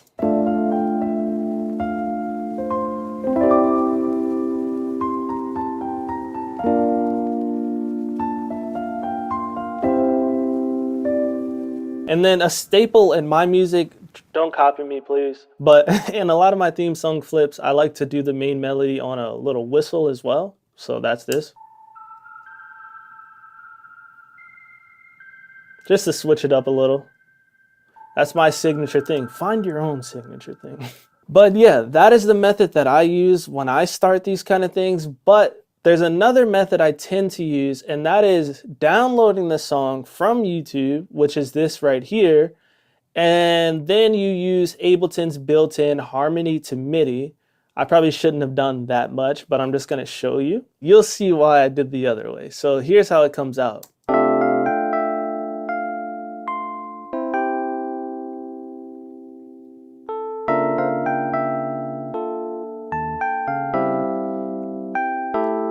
Shout out to Ableton. I love you. I'm Ableton gang. This thing works really well sometimes, and then other times it's just so much going on. Look at this.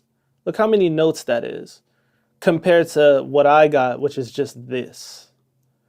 These couple of notes. So yeah, in this case, it was actually a lot easier to just play on piano, but you can do that. It just takes a lot of cleaning up effort. After that, I added some bass. I believe this is hybrid, classic bass.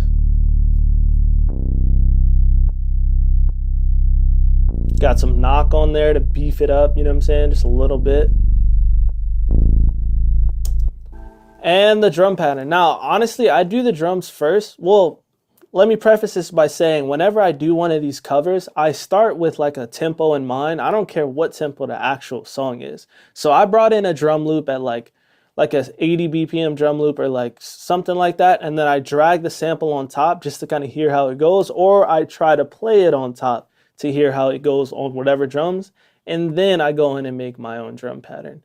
But this is what I came up with. I probably started with the hi-hats, snare,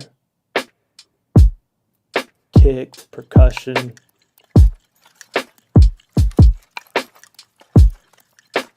A lot of Foley.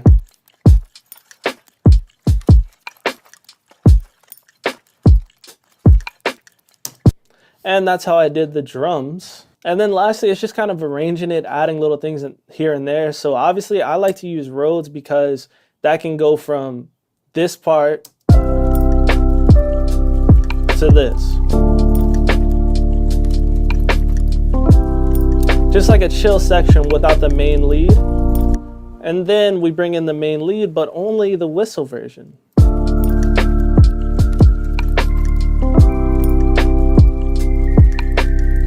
So those are little things I like to do just to keep the arrangement like spiffy, I guess. I don't know why the hell I just said spiffy, but that's what I said.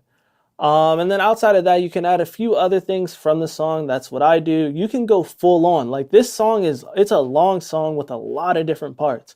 Me personally, I like to take out one specific melody that I really like. Like what a lot of people don't even realize about my Steven Universe song. All I did was take "We are the crystal gems, we're here to save the day." Like they were singing that. I just took that one melody and I made an entire beat around it. That's just kind of my way of doing things, but you can go and replay this whole song and all the different, whatever you want to do, go crazy, go nuts. But I took this one little part and just added it here just because I thought it sounded cool.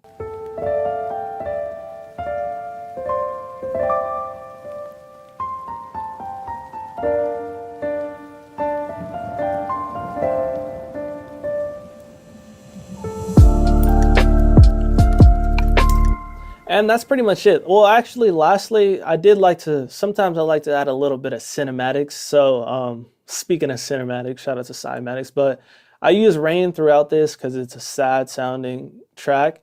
And then I also threw some thunder in the intro. So it's like really cinematic.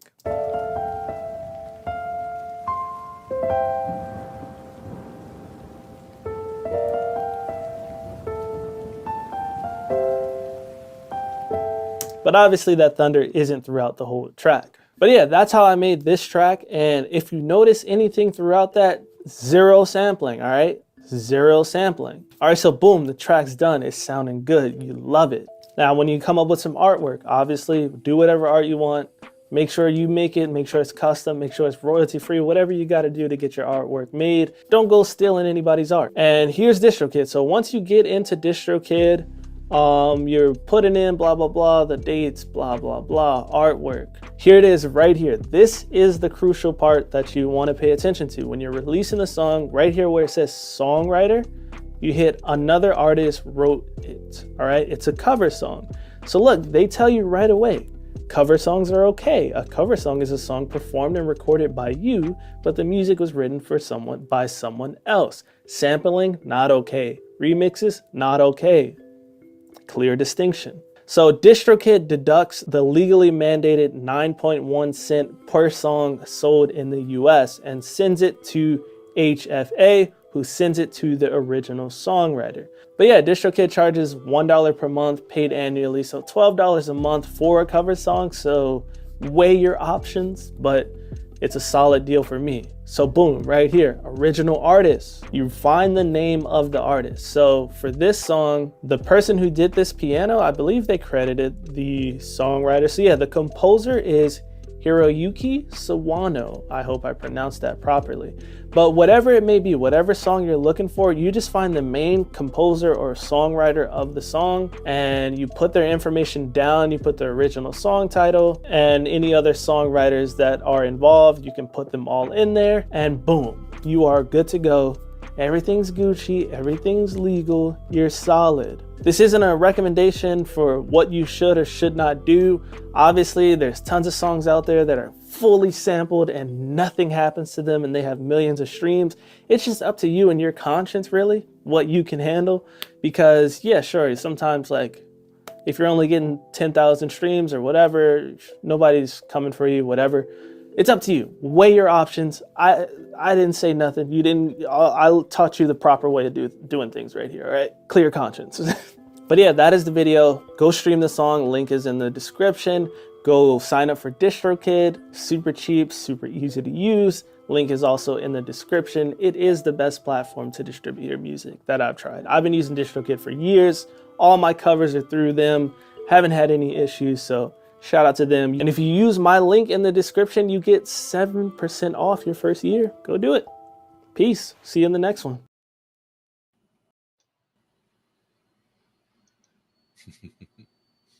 Some Nice. good information there.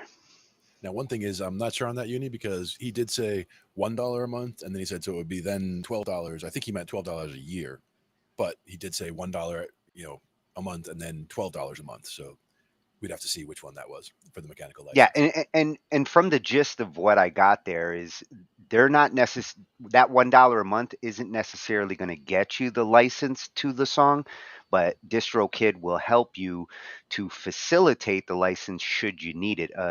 If you plan on selling that track, then you will need to get a mechanical license. And I thought it was real interesting that DistroKid has that option.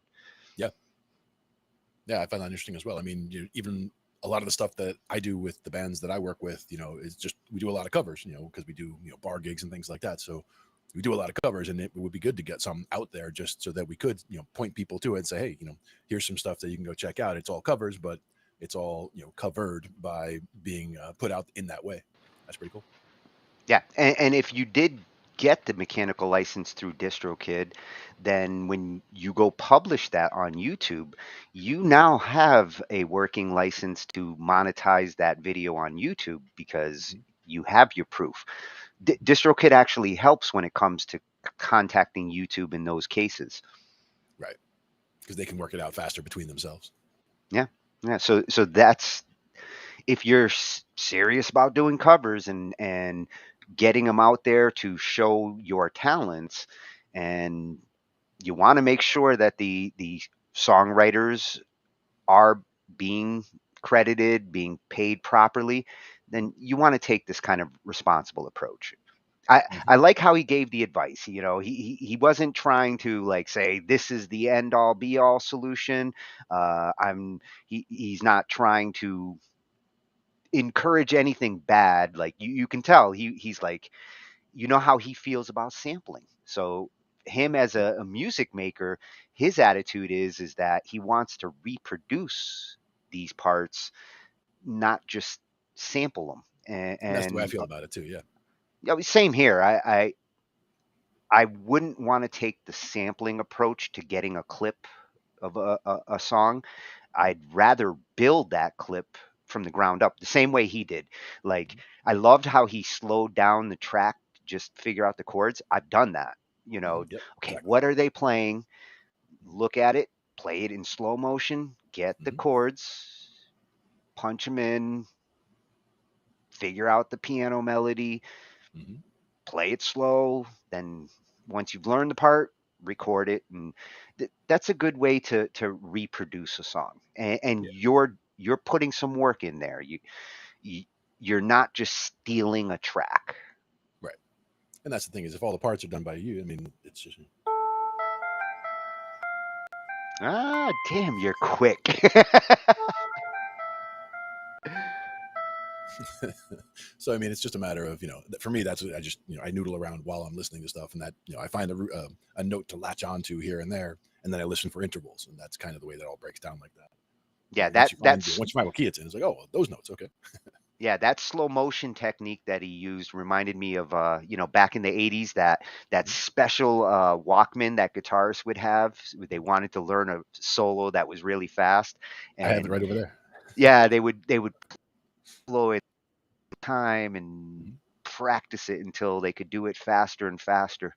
In this case, I think it's called a bass trainer, but it is essentially it's a Walkman where you pop a CD in there, you can slow it down, you can speed it up, you can basically it's got headphones out, but it also has instrument in, so that you can just through that small thing you can plug in your bass, put your headphones on, and be able to jam along to whatever, slow it down. The good tool for that. I never really used it that much because at that point I was already getting to the point where by ear I can already pretty much latch on to whatever I'm listening to. I can kind of jump in and just be on board in the first couple measures. Once I Yeah, figure out what the you rotation got is. one of those built into your head. So I at that point I was like, okay, so I don't need this anymore, but I'm gonna have to, I can use it for ones where there's something that's really tricky going on, or something I'm trying to figure out guitar parts for, or whatever. Because that's another thing is like trying to figure out guitar solos, for example. Like if someone's gonna throw me a solo and be like, hey, a solo in A minor, it's like, okay, and it's like on the keyboard, you can do a number of things, but on the guitar, it's like I still am working on getting finding my voice really when it comes to the solos on guitar. So if I'm put into a situation where I'm need to play lead guitar parts, I'm going to need to work on that. So that's where I'm kind of getting to that. Well, and being a soloist is a distinct kind of musician. Yes, It takes a certain kind of musician to be a really good soloist. absolutely. And I don't want to get out there and half-ass it. So Matter of fact, that will be one of our themes one night. How to Yeah. be a good soloist. I'm Absolutely. sure we can find a shitload of videos for that. Absolutely. Now, one that would just jump out at me right away is not one that I would, not a free one, but it would be the Santana Masterclass, because he was talking to me, just in the commercial for the Carlos Santana Masterclass, he's talking about he's just standing up and he's standing like that position, and he's like, if you're not standing like that, it's not going to sound like that. And it's like about the presentation of what you're doing as well. Yeah. And if I wanted to be a soloist with guitar, I'd want to be like Santana. That's the kind of Yeah. soloist that I'd want to be. And that's the funny thing is lately with when I go over to Pepe's for rehearsals, that's one of the things that we'll just jump into is like he works a lot on Santana leads, and he works a lot on Stevie Ray Vaughan lately. So like we're going back and forth between those. So I'll just I'll just get there, grab the bass, and he'll just pick a song, go into it. If it's one that we haven't done recently or I'm not as familiar with, we'll just throw it on, play, go to YouTube, start the song playing, and like again within a measure or two, Jeff and I are on board, and we're okay. Oh, this song, okay, cool. We got the rotation, we're good to go. And then, there's another part. Okay, jump ahead a little bit, and then see how that is. Pepe does pick some good influences to go with his solo technique. Yeah, I'll have to get the pictures I have around here somewhere for the guitars also, because he does have a PRS that's like the Carlos Santana model, and it's just a beautiful guitar. He's got several really, really nice guitars that he's gotten over the last couple of years. It's good stuff. You got to stand right and make the right face. That's right. Half of guitar playing is the face. Or guitar face, or solo face, yeah, or stank face. So you can find more from Eldre at Eldre the Giant on YouTube. Good stuff. I mean, if you do like making remixes or beat making, he's a good source. I've been going through his stuff the last couple weeks. We will be revisiting him. Excellent. I liked everything. Now, this next channel, the virtual orchestra or orchestration, you know me with the symphony. Like any channel like this, happy to add it to our list of channels, because I can't wait to go through the library of stuff here. This is a little more advanced, you know, than some of the other techniques and improvements that we've looked at. But if you're into composing or orchestration, if you're serious about like wanting to make film scores and things like that, strings are essential to film scoring. And a lot of what we're going to see here is like a necessity to be able to build those beautiful string orchestrations that you hear in Game of Thrones or, you know, Lord of the Rings style music. Yeah, cinematic style for sure. Yeah, and they're on YouTube. I think it is. Yep. Virtual orchestration. Virtual.orchestration. There you go. Apparently somebody took the virtual orchestration, so they Yeah. had to dot it. That's not a bad one. At least it's not virtual orchestration 752 or whatever. Yeah. That happens too. But this is now and taking your string writing to the next level with the. this one was a freshie for me, so for the record, subscribe. Because I already know that I like it. I actually already watched it. No spoilers, no spoilers. Okay, so what he's going to be showing us is the ZED Clef. This one was new to us. It's a clef that is designed to deal with string orchestral arrangements. So you'll see he'll explain like how and how strings get arranged in a score. This was a way of simplifying some of that. Nice. So String writing to the next level with the ZED Clef. The ZED Clef. My name's Sean McMahon, and I'm the chair of screen scoring at Berklee College of Music in Boston. Orchestration is one of my favorite topics in film music, and I've spent most of my career as an orchestrator. Some of my orchestration credits include Spider-Man 3, Ghost Rider, Fantastic Four, Rise of the Silver Surfer, and many more. In this episode of Virtual Orchestration, I'll be talking about orchestrating for strings specifically.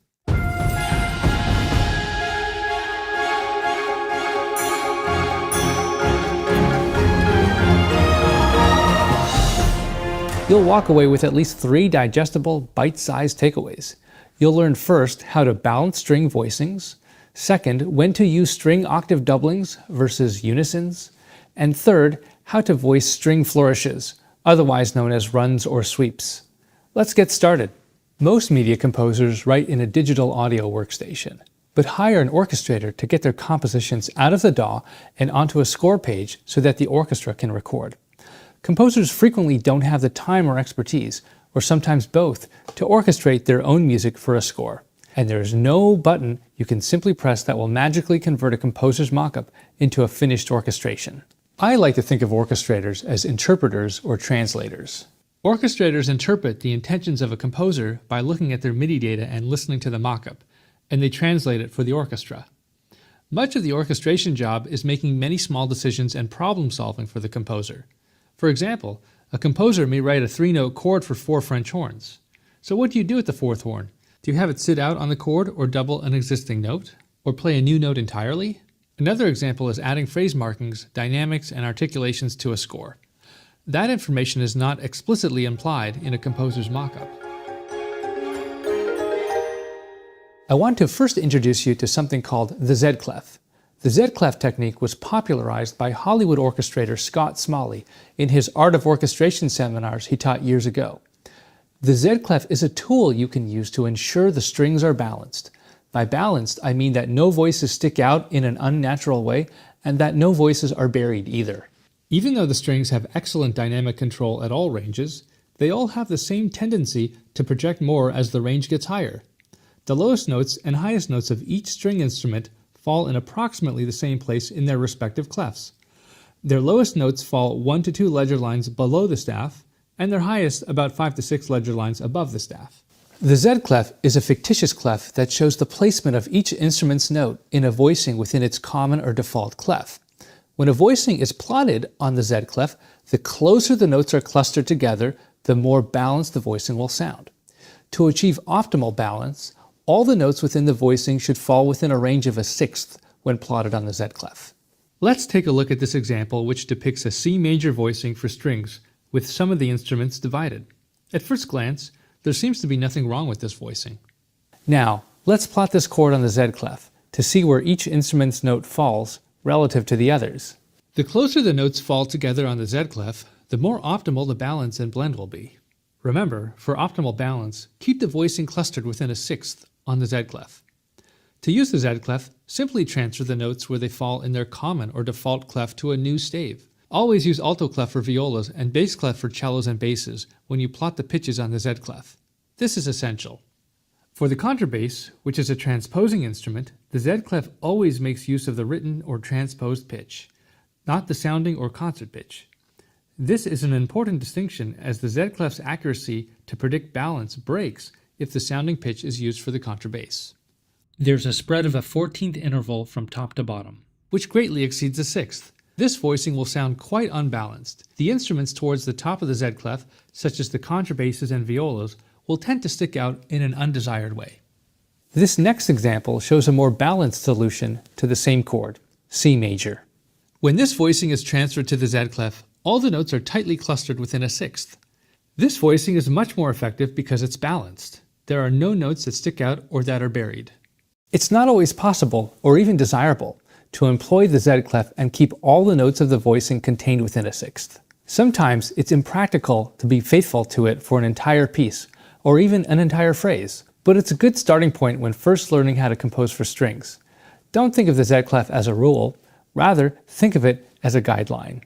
Now, let's take a look at the next example, which provides some musical context to better understand the ZED Clef. This is a cue from Christopher Young's score to Ghost Rider. The strings function as pads that support the nylon guitar lead line. The strings are voiced below the guitar melody so as not to compete with it in terms of range. The first 4 bars of the strings, the downbeats only, are plotted on the ZED Clef below the cellos. Notice how the voicing is clustered within a fifth. Let's have a listen.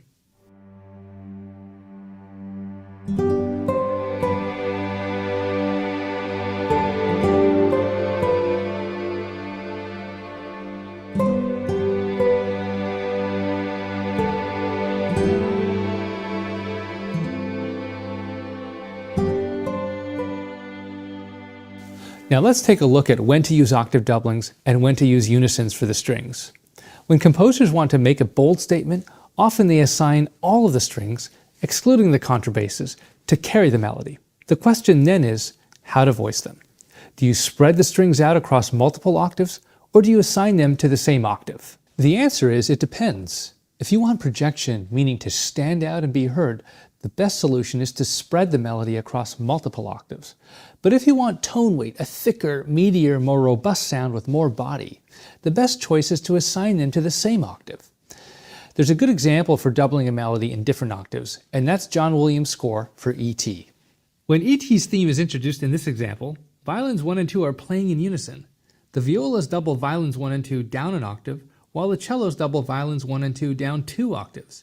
In total, the melody is carried in 3 separate octaves, and that really helps it to project. Notice how the melody voicing adheres extremely closely to the ZED Clef principle. The voicing is clustered in thirds throughout, creating optimal balance. Now let's have a listen.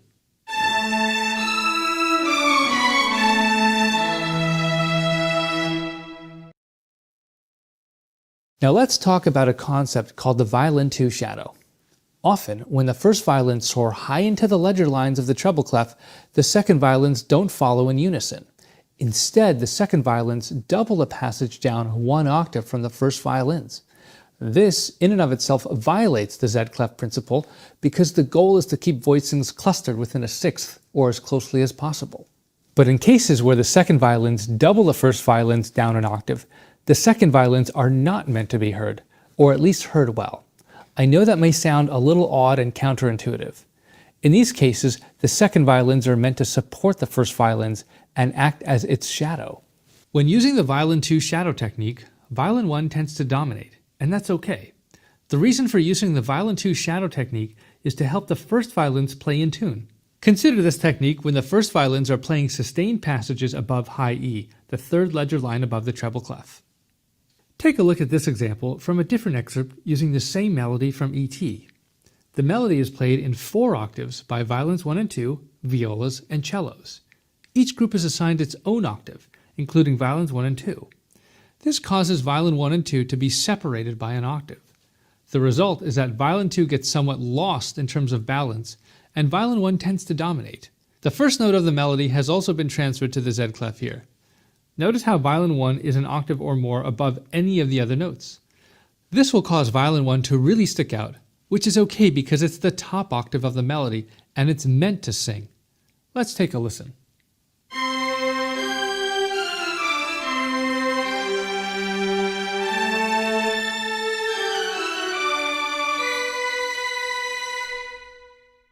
Let's discuss string unisons now.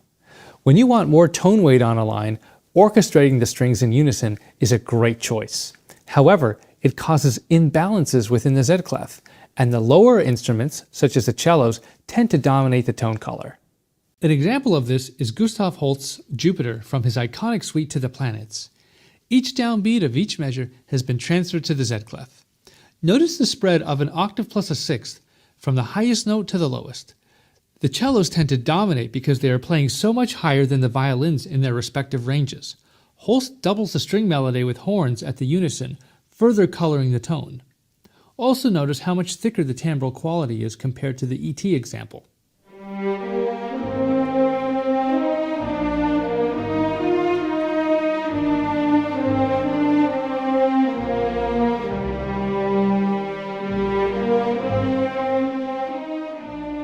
An orchestral flourish, also known as a run or sweep, is a short gesture, usually just 1 to 3 beats in duration.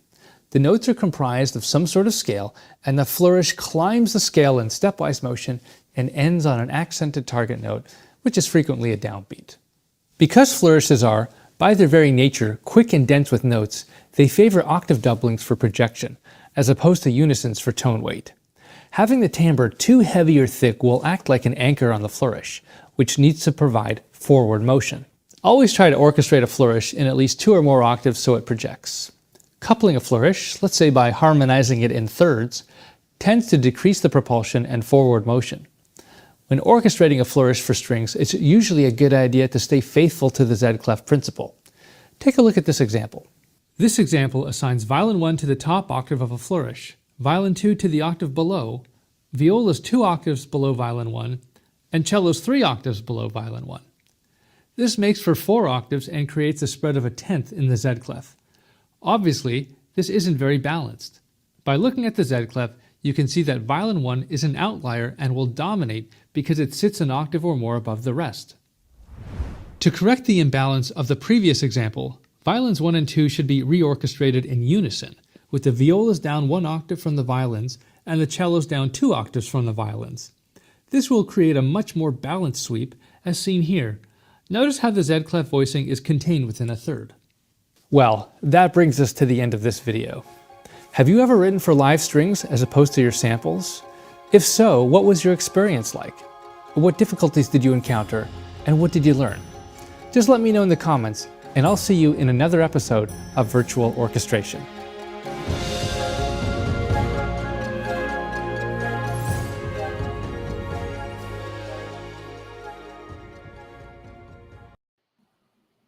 Oh, that fires me up. That makes a ton of sense too. Yeah, I like that a lot. I want to create an orchestra and call it ZED Zeppelin. Well, actually, Uni already beat you to making the Z Clef band on BandLab. Oh, damn it, Uni, too quick. Yeah. You were snoozing, and Uni beat you to it. I will join that. Yeah, that link is right there. Excellent. See, I've been wondering for years, when it comes to the cello, viola, the contrabass, how to utilize those. It's only been in the last few years where, as I do these remasters, I tend to throw one of them in there, usually on the bass line, sometimes on the guitar lines, especially violins on the guitar parts. seeing the explanation on how to score them across the octaves like that to get that beautiful like film score full sound that they get, it makes so much sense. I mean, that was to me 10 minutes that I feel like I learned 20 years worth of information. Absolutely. And just the fact that, at a glance, you can look at that ZED Clef representation of what's, in that stuff, and you can just see whether things are going to fit well or not. And if they don't, there are certain reasons why they wouldn't, or certain times where you would choose to violate those rules. But being able to just at a glance see what's going on with that makes so much sense. And Yeah, and all when of it you comes down to arranging, arranging rules that we had already looked at in the past, as far as keeping notes together more. Like if you're doing chord inversions, trying to keep them kind of more together so that you're keeping things from jumping around instead of jumping from here to here to here to here. You keep everything more in the middle and just change the inversions to keep them together. yeah, and even when you're violating the rules, it's not meaning that's going to sound bad. It's meaning that it's going to produce a different kind of sound, which if that's what you're looking for, then sometimes you got to break the rules. Yeah, exactly. And a lot of rules are meant to be broken. His They're Holst just more example, suggestions. the Holst example with Jupiter, Yeah. great example there. Mm-hmm. Yep. And much weightier, like he was saying, than the other example that was much airier. Yeah. Yeah, Holtz had some fantastic. He was a little bit of a rule breaker at times, but incredible composer. Excellent stuff for sure. And that was a new find for you as well. Yeah. This one was a freshie for today. I just was looking at it last couple of days as I was perusing our feed. Our feed is getting so interesting these days. Now that we've amassed like all these channels that we've looked at, we're getting suggestions that are they're getting to know me. and we want to know about music. And there's all kinds of stuff. And they did a good suggestion there because virtual.orchestration at YouTube. Yep. That's the channel. Nice. If you are into that like I am, check them out. It looks like they're tied with Berkeley. Yep. That's another one where I have a few tucked away. Berkeley has some online tutorials and music stuff that we'll look at in the next couple of weeks. It's an awesome resource if you're not lucky enough to get to go to Berkeley. Some of that information they are generously giving to us. Absolutely. And just like Uni was saying, the algorithm's getting to know you. And that's where like we made that channel specifically. And the only things that we really look at on that channel are, the only subscriptions that we started to follow are the ones that we find here for the show. So everything in there is music related. So all the suggestions in the feed are coming up, everything new that's coming on is going to be ending up in our feed, and it just keeps getting better and better as we add more things to it, which is great. Yeah, and if any of you out there have a YouTube channel that you consider a resource or something we should check out, DM me or Glenn and let us know. We will check it out. And add to the future stuff. Now, the next one we were going to talk about was about our feed. Our feed is looking awesome.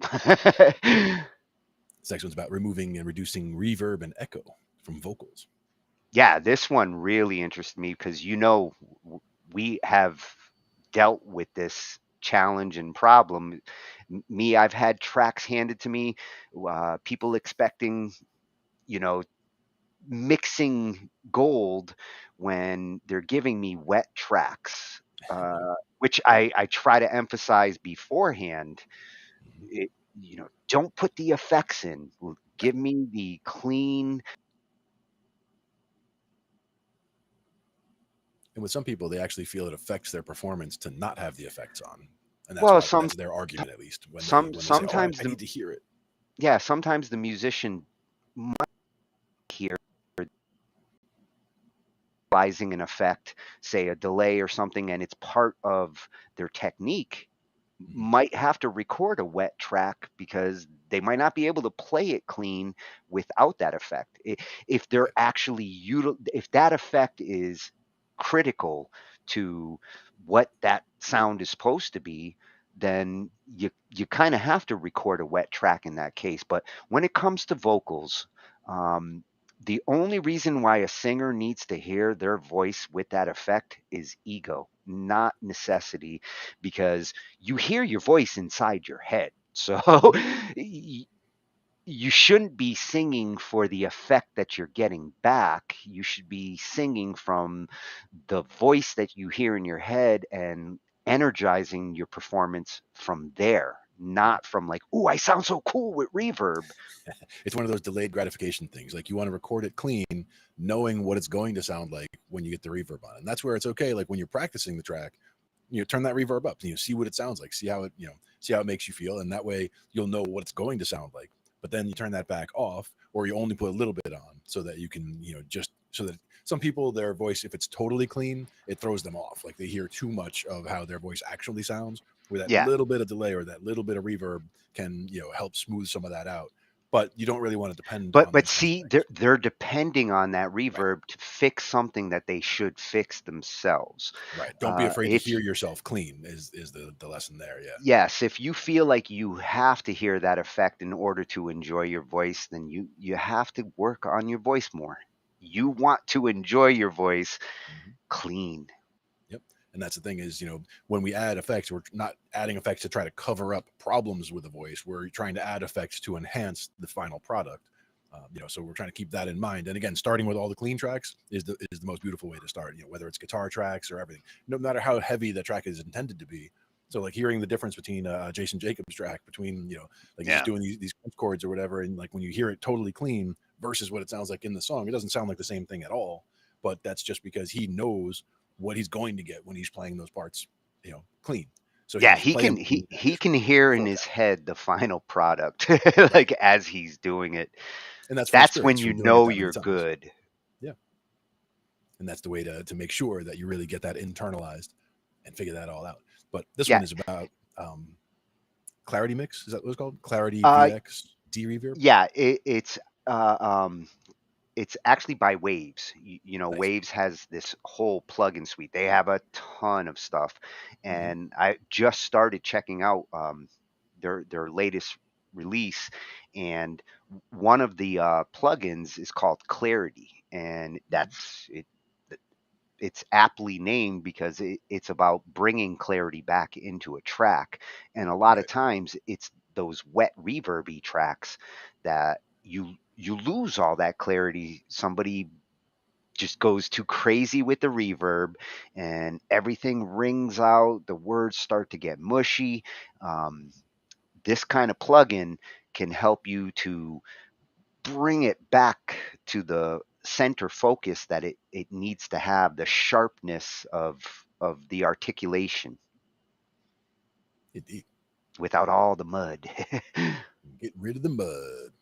So how to remove and reduce reverb and echo from vocals. Yeah, and this one was a new one for me too. This one was Omner Hunter at Omner Hunter on YouTube. And that it's another one that's going to help feed the algorithm. Guitar and music production resources. So nice. There he is. Omner Hunter. Very cool. And here we go.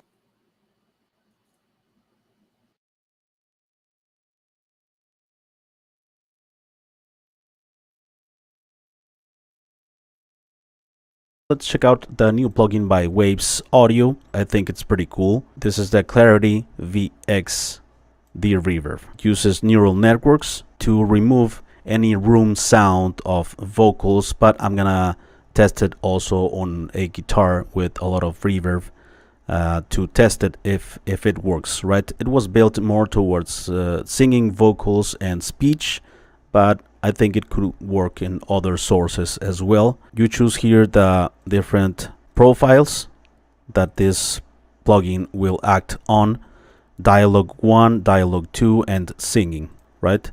So it's very important that you choose here. I found that when you use it on singing, it's a bit more aggressive, the DeReverb, right? It's more intense, the effect of removing reverb. And also you choose the analysis width, or the source of the audio, single stereo, double mono, double stereo, or single mono, and you have a presence control in case that you want to restore some presence, 100% or 0%. Waves plugins, I didn't know that till recently. With Alt on Windows and right click, it resets to default, right? This is the main control to add the reverb remover effect. All right, and you have here a frequency spectrum. Let's check it out here on this vocal that has some reverb. They're both quite a lovely sight. Whoa. Right, pretty noticeable. Let's test it here with singing. They're both quite a lovely sight. Warm you up on coldest nights. One is heaven in a glass, the other gives you certain class. I found this plugin to add very minimal to zero artifacts when doing this. Some other plugins that do this, you start to hear better some minor artifacts that might interfere or might distract you, but this plugin is pretty clean. For this, maybe in other instruments it's not gonna be as clean as with vocals, but it will be very, very clean. They're both quite a lovely sight. Warm you up on coldest nights. One is heaven 100%. in a glass, the other gives you certain class. Super dry, right? They're both Can add quite presence. a lovely sight. Warm you up on coldest nights. One is heaven in a glass. Pretty cool on those vocals. Let's check it out also on this guitar track that I have.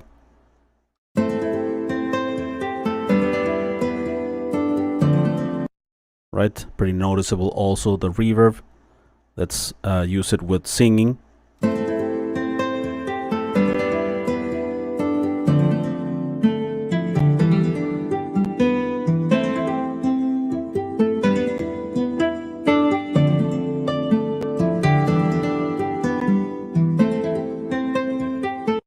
It's probably less clean than with vocals, but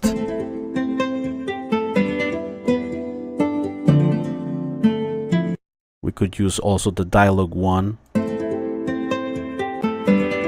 be less extreme.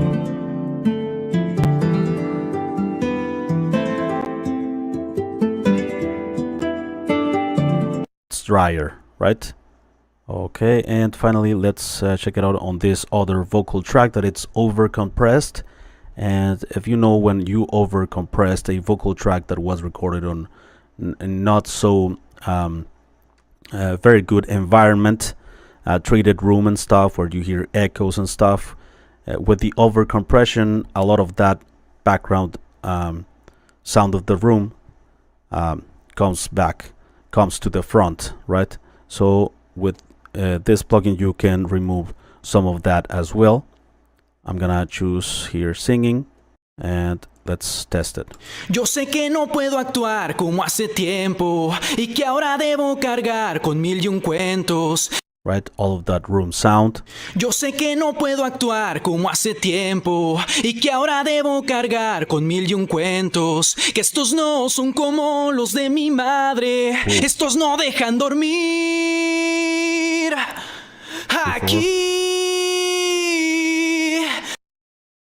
Yo sé que no puedo actuar como hace tiempo y que ahora debo cargar con mil y un cuentos. Que estos no son como los de mi madre. Estos no dejan dormir.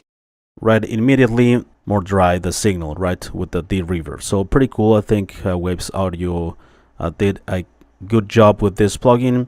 It's pretty clean. It doesn't introduces artifacts. So yeah, there you go. Currently has a price of $29.99, probably for quite some time. This is the Clarity VX DeReverb. It's a smaller version of the Clarity VX DeReverb Pro. So I'm gonna leave you all of the applicable and downloadable links in the video description and first comment.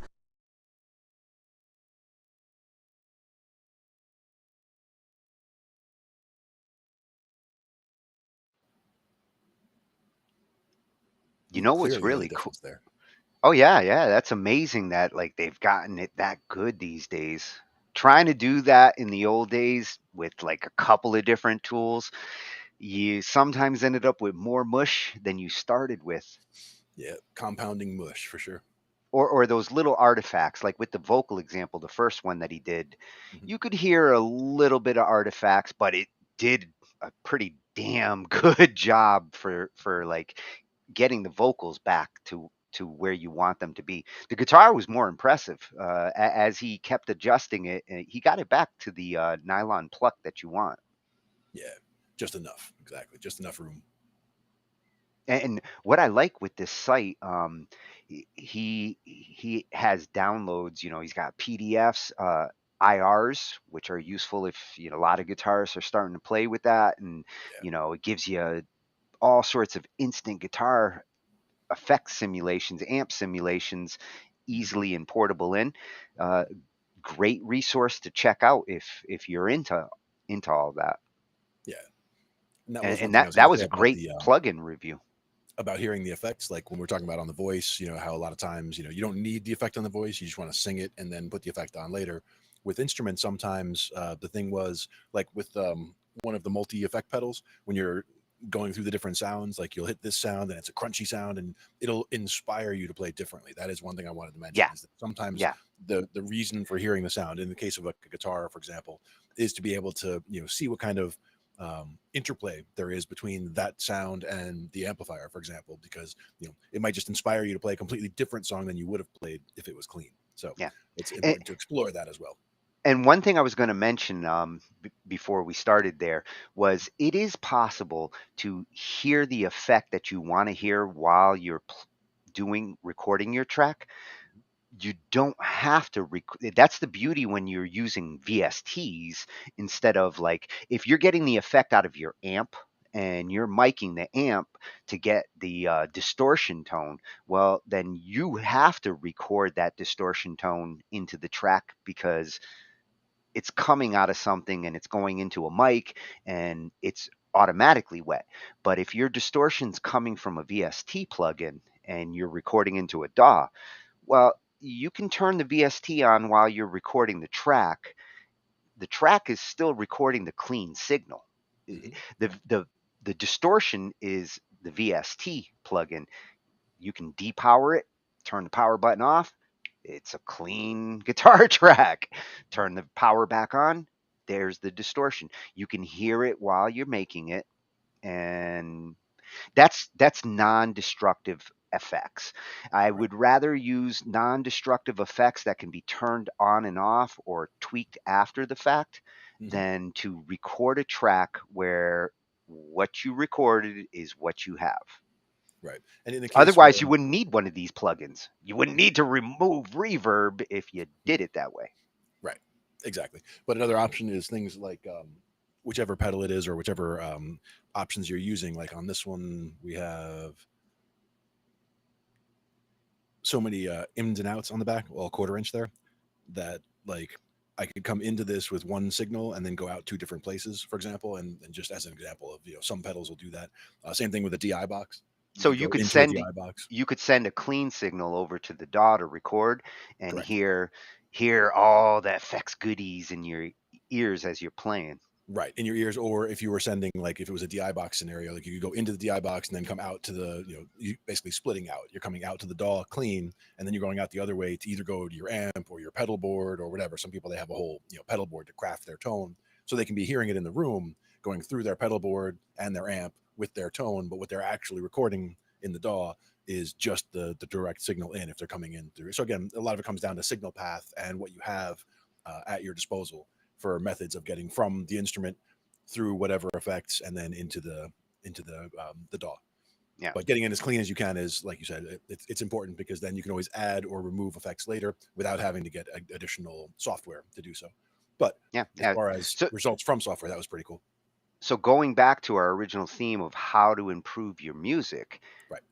The capture and the workflow that you take to capture your voice or your guitar, whether you are recording a wet track, you will improve your music if you are recording clean tracks.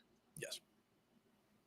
And it's, it's about being, you have to be willing to hear yourself, play the way you play, because, I hear all my mistakes when I play clean versus playing with effects and all that. It sounds, you can be more critical of yourself or hypercritical, or like, why am I making so many mistakes today? Or, why is my timing off, or whatever. Those kinds of things become more visible when you have no effects on. So you have to be ready to hear yourself clean and be able to accept that and say, okay, well, I can make it better for tomorrow. Like, you just focus on whatever you don't like. If you hear anything that you don't like in what you're playing, focus on, improving that specifically in your practice sessions for a few days. Yeah, effects are like makeup. If you go glopping too much of it on, eventually you can't see your face anymore. And same thing goes with tone, like with people who do have a big pedal board, they might be going through 10 different pedals, 12 pedals for tone crafting, because that's the way they want their particular sound to be. And there's nothing wrong with that. But so many times, I almost always in the house here, I use nothing. I just basically have my guitar plugged into that Mackie board that has the preamp, and then directly into the computer. And so there's no tone on it, but everybody who hears it, like, oh, it sounds like the tone on that guitar is awesome. And it's just the guitar. There's nothing dressing up that sound. There's nothing hiding anything. It's just, when you play clean, it's clean as clean. It just sounds great and people love it. And that's where you don't need a whole lot of effects to make things sound good if you have just a quality instrument. And, yes, if you start with a good guitar, it doesn't take much more to... But it should be solid, though. It should be consistently, whether it's about staying in tune. It's mainly, to me, about the intonation, where if I'm going to hit a chord at the 1st fret and I hit that same chord at the 13th fret, it should sound the same. Like, there shouldn't be, it shouldn't sound way out of tune when you're way up the neck playing chords, because that would mean that your intonation is out. It's something that you can adjust for the most part, but some guitars, there's just no fixing because it wasn't quite assembled properly. So you'd have to like get a whole new neck or do something with the frets. But for the most part, any quality instrument should have intonation that can be returned to a perfectly playable and very good sounding position. We'll do videos on that too. I think we've done it before, and we'll do it again on guitar setups, because that kind of stuff about the intonation is important. Now, the next one that we were going to look at is about making your acoustic guitar sound instantly better with a simple mod, and there'll be audio proof coming along with it. I think we're going to pull that one up next here, and we'll show which channel it came from right after it. About a year and a half ago, Matt and I shot a video that turned into kind of one of our better performing videos, and it was titled something along the lines of, "This $25 tool is going to help you improve the sound of your guitar." And the tool that we're talking about here is this bridge slotting saw. Fun fact, it's actually only $16 now, thanks to Stumex. It seems like it's kind of a permanent sale, huh? A price drop. Yeah, it's a price drop. It's not even a sale, so you can get the tool for even less now. And that video was going over how instead of having a slotted bridge pin, you would put an unslotted bridge pin in your guitar and slot the bridge itself. And that, unexpected to Matt and I, turned into this big this fight in the comment section about, hey, if it's so good, why doesn't Martin do it? That's probably the most common response that we got. People throw in other manufacturers as well, but it's always, if it's so good, why doesn't Martin do it? And Matt and I always kind of had chuckled over the course of the last year and a half, because the funny thing is that, like, that's exactly how Martin did do it. They did it that way up until about 1945. This information is like widely available on the internet, and I remember stumbling across it when I first started building guitars, and it makes so much sense. So instead of getting into all of the history of it all, you can find the information out there if you guys are into it. But what we're going to do in this video is we're going to take this brand new Martin D13, which has slotted bridge pins and an unslotted bridge, and we're going to do the job on it. We're going to slot the bridge, and then we're going to give you guys a nice A/B, and you guys can decide whether or not you think it sounds better. And we're not saying this is something you have to do, but it definitely makes a difference, and hopefully you guys will get to hear that in this video. I do want to take just a split second before we get into this video to do a shameless plug and let you guys know that we do have the fret caddies and the paint sticks available on our website and ready to ship to you guys. So if you guys are into building guitars or working on them at all, check those out. They're wonderful products, and we'll send them right from our shop here to you. And we also have a large number of our Titlecaster electric guitars available on the website, and there's a link for those below as well. So check them out and buy often. When it comes down to the question of why do all the manufacturers these days use slotted bridge pins, I think it's just basic economics. It doesn't even cross my mind to do anything other than what's best for the sound of the guitar when I'm here in the shop, because I'm only doing one guitar at a time. At most, I'm doing two at a time. But when it comes down to a big factory and they're knocking out hundreds and hundreds of guitars a day, 20 minutes per guitar really starts to add up, and it doesn't make sense. So it's an easy decision for a company to make, hey, let's just get rid of that. Let's make slotted bridge pins, and we're going to skip that step altogether. And that was what happened back in, you know, the mid 1940s when all the manufacturers switched to unslotted bridge pins. An innocent decision, but it's a whole bunch of small decisions like that that have led to the point where most factory-made guitars have a whole bunch of small things done less well, and the bridge pin is just another example of that. Let's take a closer look at the bridge on this guitar, and it's a very similar design to what we see on most acoustic guitars these days. The string goes across the saddle and basically has no break angle across it, which to me indicates the fact that we're getting very little actual downward pressure on that saddle. And then it has to go about 1/4 of an inch before it does almost a 90-degree bend down into the bridge pin slot. And what happens is a lot of the energy is just wasted in a situation like this. What we need to do is get a much better break angle on that saddle. What we're going to do with our bridge slotting tool is to slowly work ourselves a new channel for that string to go on. One where the ball end of the string is fully going to be locked in and engaged with the bridge plate, and then it's going to go up through the soundboard and then through the bridge, and then at about a 45-degree angle come out right behind the saddle. And this is going to greatly increase the amount of pressure that is put down on that saddle. In addition to that, it's actually going to allow the ball end of the string to be fully locked in with the top, so much so that you should be able to pull unslotted bridge pins completely out, and the string will actually stay at full pitch and fully locked in with the guitar. The bridge pins at this point are almost just decorative and there as an insurance policy if done correctly. One last thing that we need to do with our new unslotted bridge pins is actually take a reamer and increase the size of the bridge pins just ever so slightly so that we get good contact and the bridge pins go all the way in.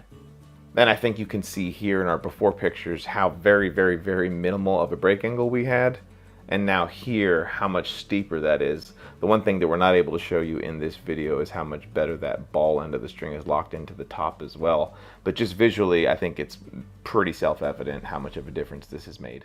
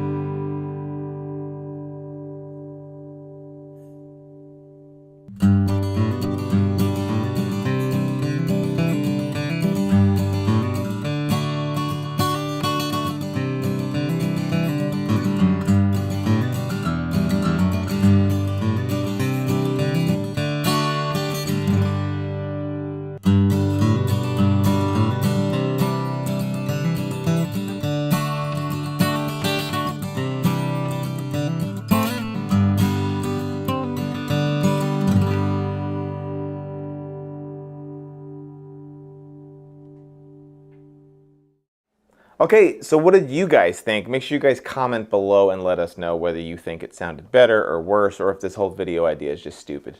I know that for me, having not actually gotten to listen to all of the things that we've captured here, can already tell that this guitar has so much more sustain. It has It has a responsiveness that can only be felt. It's not really something that can be heard. That makes this guitar feel, to me, the way that it should have sounded out of the factory in the first place. If you're interested in doing these modifications to your guitar, we have put a link below this video to all of the tools that we've used. If you're wanting to do it, but you don't want to spend the money on the unslotted bridge pins themselves, you can keep your existing bridge pins and just turn them backwards so that the slot is facing away from the string. But man, 16 bucks, I think it's probably the easiest money that you can spend to make your guitar sound better. But we're going to leave it up to you guys. Make sure you do comment below and let us know what you think. And we're excited to finally, hopefully, put this to bed for you guys. And we'll see y'all in the next video very, very shortly. Oh, I heard the difference. Sustain was the first thing I thought. Yep. And the other one to me was brightness and clarity. The two for me. Yeah. When he started playing some of those chords, like the mid-range notes, just it sounded kind of muffled or muted almost on the original setup. But then, and with then the it slotted filled one, out. everything just jumped out. Yeah. It just feels like so much more of the energy, like he was saying. If there's the lack of break angle on the strings wasn't putting enough pressure into the actual guitar, so the strings are just kind of hanging out there. Whereas now they're actually pushing down and actually interacting more with the guitar, which just sounds like more energy coming out, which is louder and more clear. I like it. And I'm glad he mentioned the action, because that's something that I was thinking, like, does it help there? Because, you know, with guitarists, action's the other thing. It's something you can't show in this example, but you can feel when you're playing it. Exactly. I was trying to remember what we did.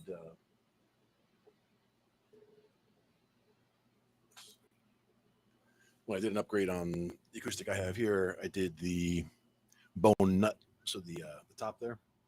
No, you went with the bone nuts? Yep, I went with the bone nut on the top, but I also did replace the saddle with a bone saddle. The down here by the pins. Can't see it too clearly, but it was one of those where it is essentially, like he was saying, it's not slotted. There's not a lot of break angle. The guitar already feels fantastic, but that could be another way to add more to it. Adding a little bit of slot into there. Interesting. See, again, going back to our improving your music, improving your instrument, like modifying it if you happen to have that kind of instrument like an acoustic guitar and a $16 improvement like that. Yep. I mean, when you hear the difference, it's not even a hard decision.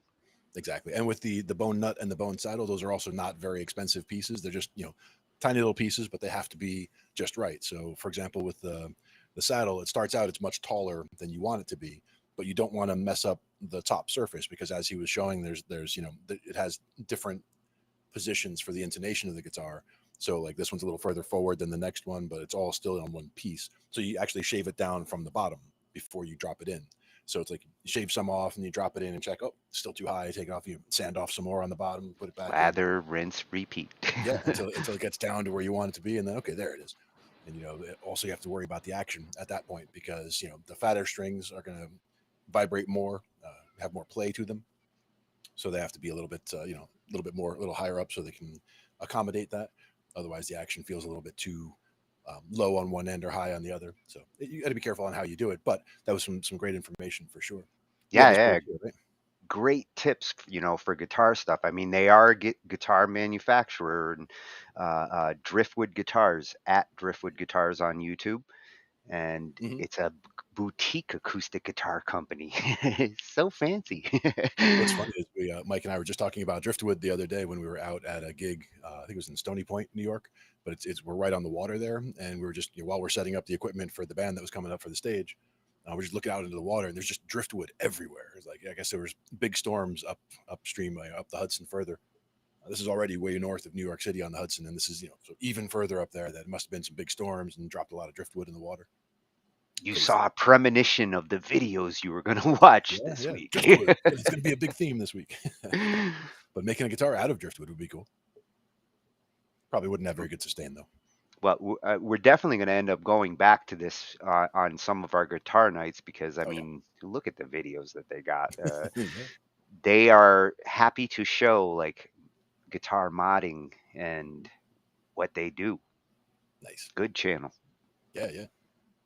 I like that a lot. And again, it's good to find like little cheap upgrades like that, things that you can do to improve things, even if it's, some people would say better strings or different strings. But to me, I mean, I've seen some of the string shootout videos. We might have even covered a couple here, where they actually take, 10 different manufacturer strings of the same size, put them on the guitar and try them out and just see, all the different qualities, see which ones are warmer, which ones are brighter, which ones are, feel the better. It's just all those different categories where you might not realize that you're using strings that are not the best strings for you personally. So that's Oh, why I would love to do a string example night. Like, I'd like to hear them all.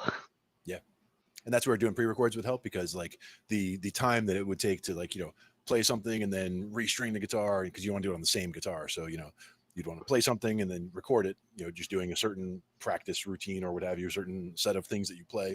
Then you restring the whole thing and then you record that. That's how you get those back and forths going there.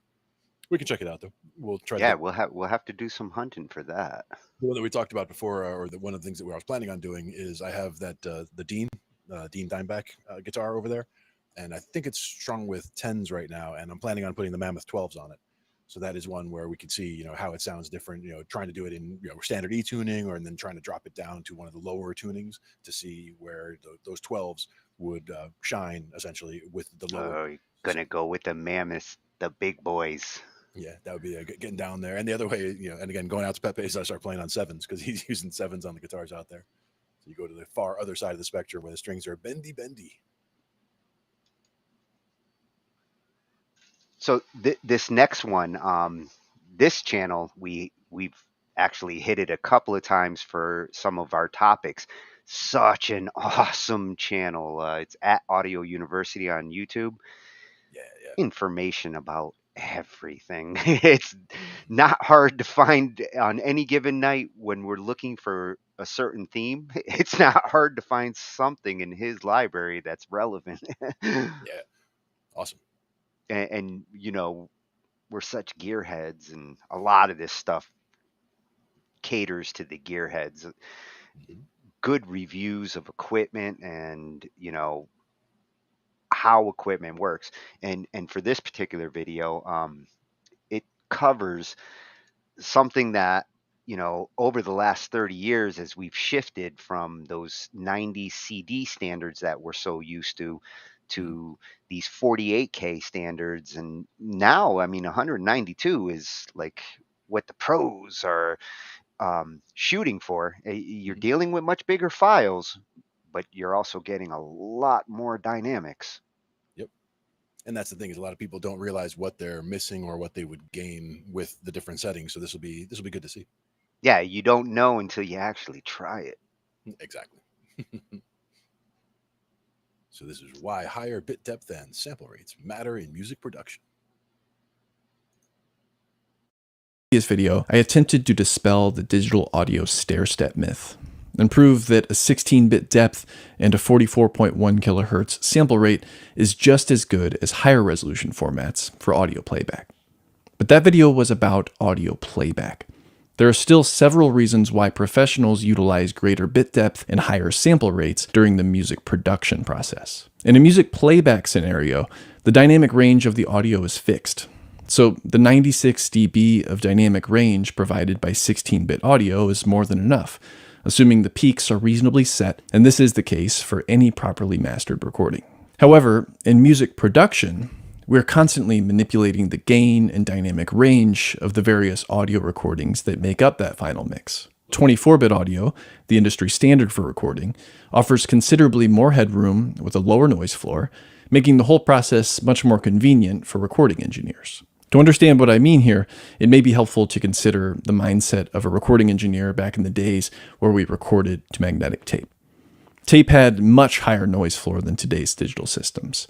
So engineers were always walking the fine line between setting the gain too high or too low while recording an instrument.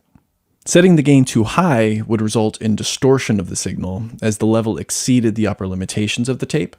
But if the gain was set too low, the quietest parts of the recording would have been buried within the noise floor of the tape. Then, if any dynamic range compression were used on that tape recording, the noise floor would become even higher. And this was a real problem, especially when you started stacking several tracks of tape together. To deal with this problem, engineers had to set the levels as high as possible to minimize the noise floor while avoiding an undesirable level of distortion. With 16-bit digital audio, the noise floor is already much lower than even the best tape machines. For comparison, the signal-to-noise ratio of the Studer A820 is 77 dB RMS 8-weighted. However, the somewhat pleasing saturation that occurs when you exceed the limits of tape has now been replaced by the much less musical sound of digital clipping that occurs when you exceed 0 dB full scale in a fixed-point digital system.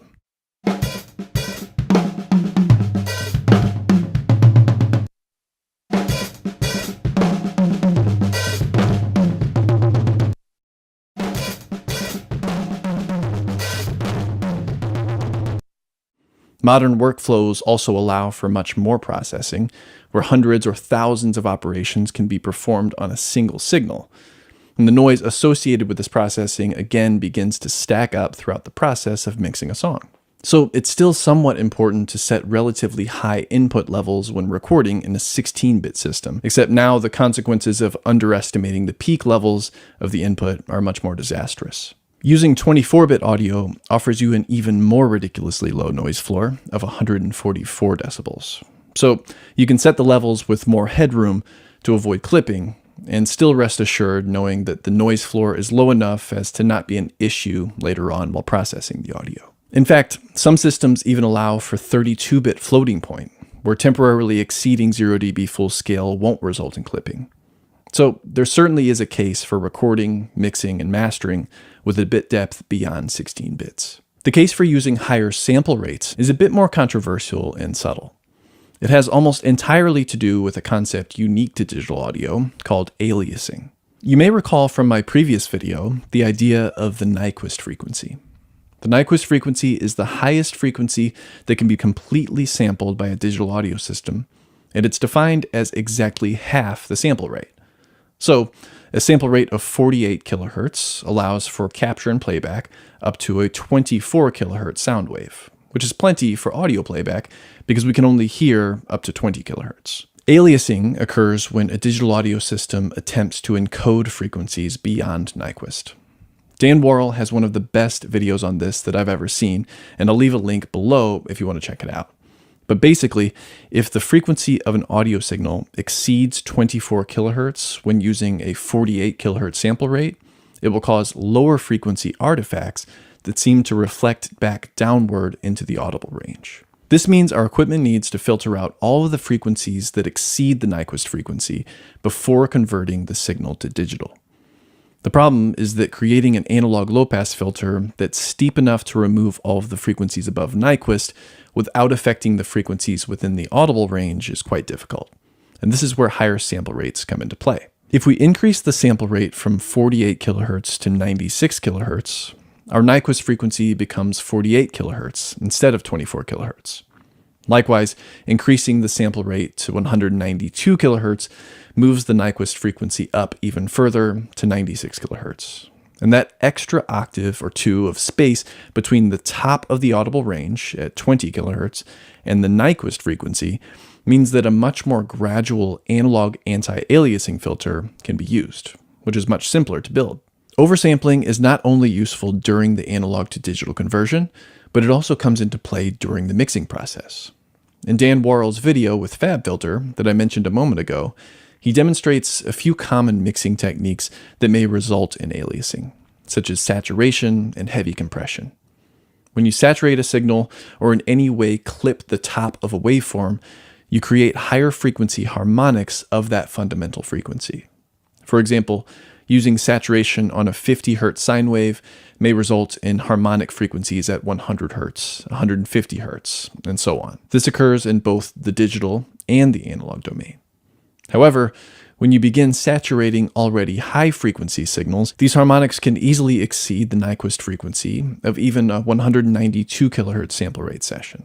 Running your whole session at 192 kHz places 4 times the processing load on your computer compared to a 48 kHz session. That means every EQ, every compressor, every gate, everything has to work 4 times harder. So running your whole session with a higher sample rate doesn't come without cost. That's why many plugins utilize internal oversampling, where you can run your session at a more modest sample rate and only oversample when needed by engaging the 2x, 4x, or a higher oversampling within the specific plugin. Check out the next video that's on your screen now to learn more.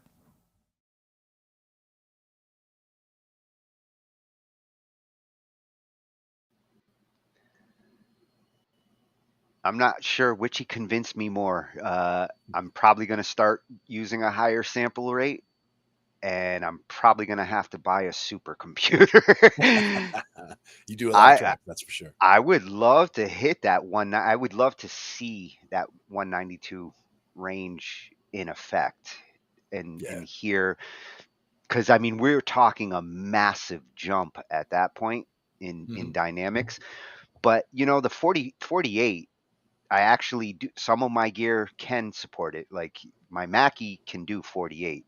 The only reason why I stick with 44 is the Roland can't. It's a little bit older. Showing its age a little bit.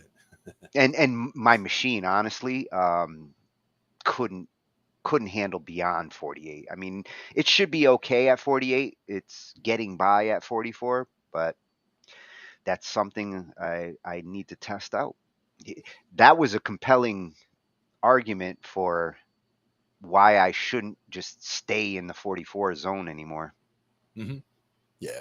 And again, with the tracks that you work on, for sure.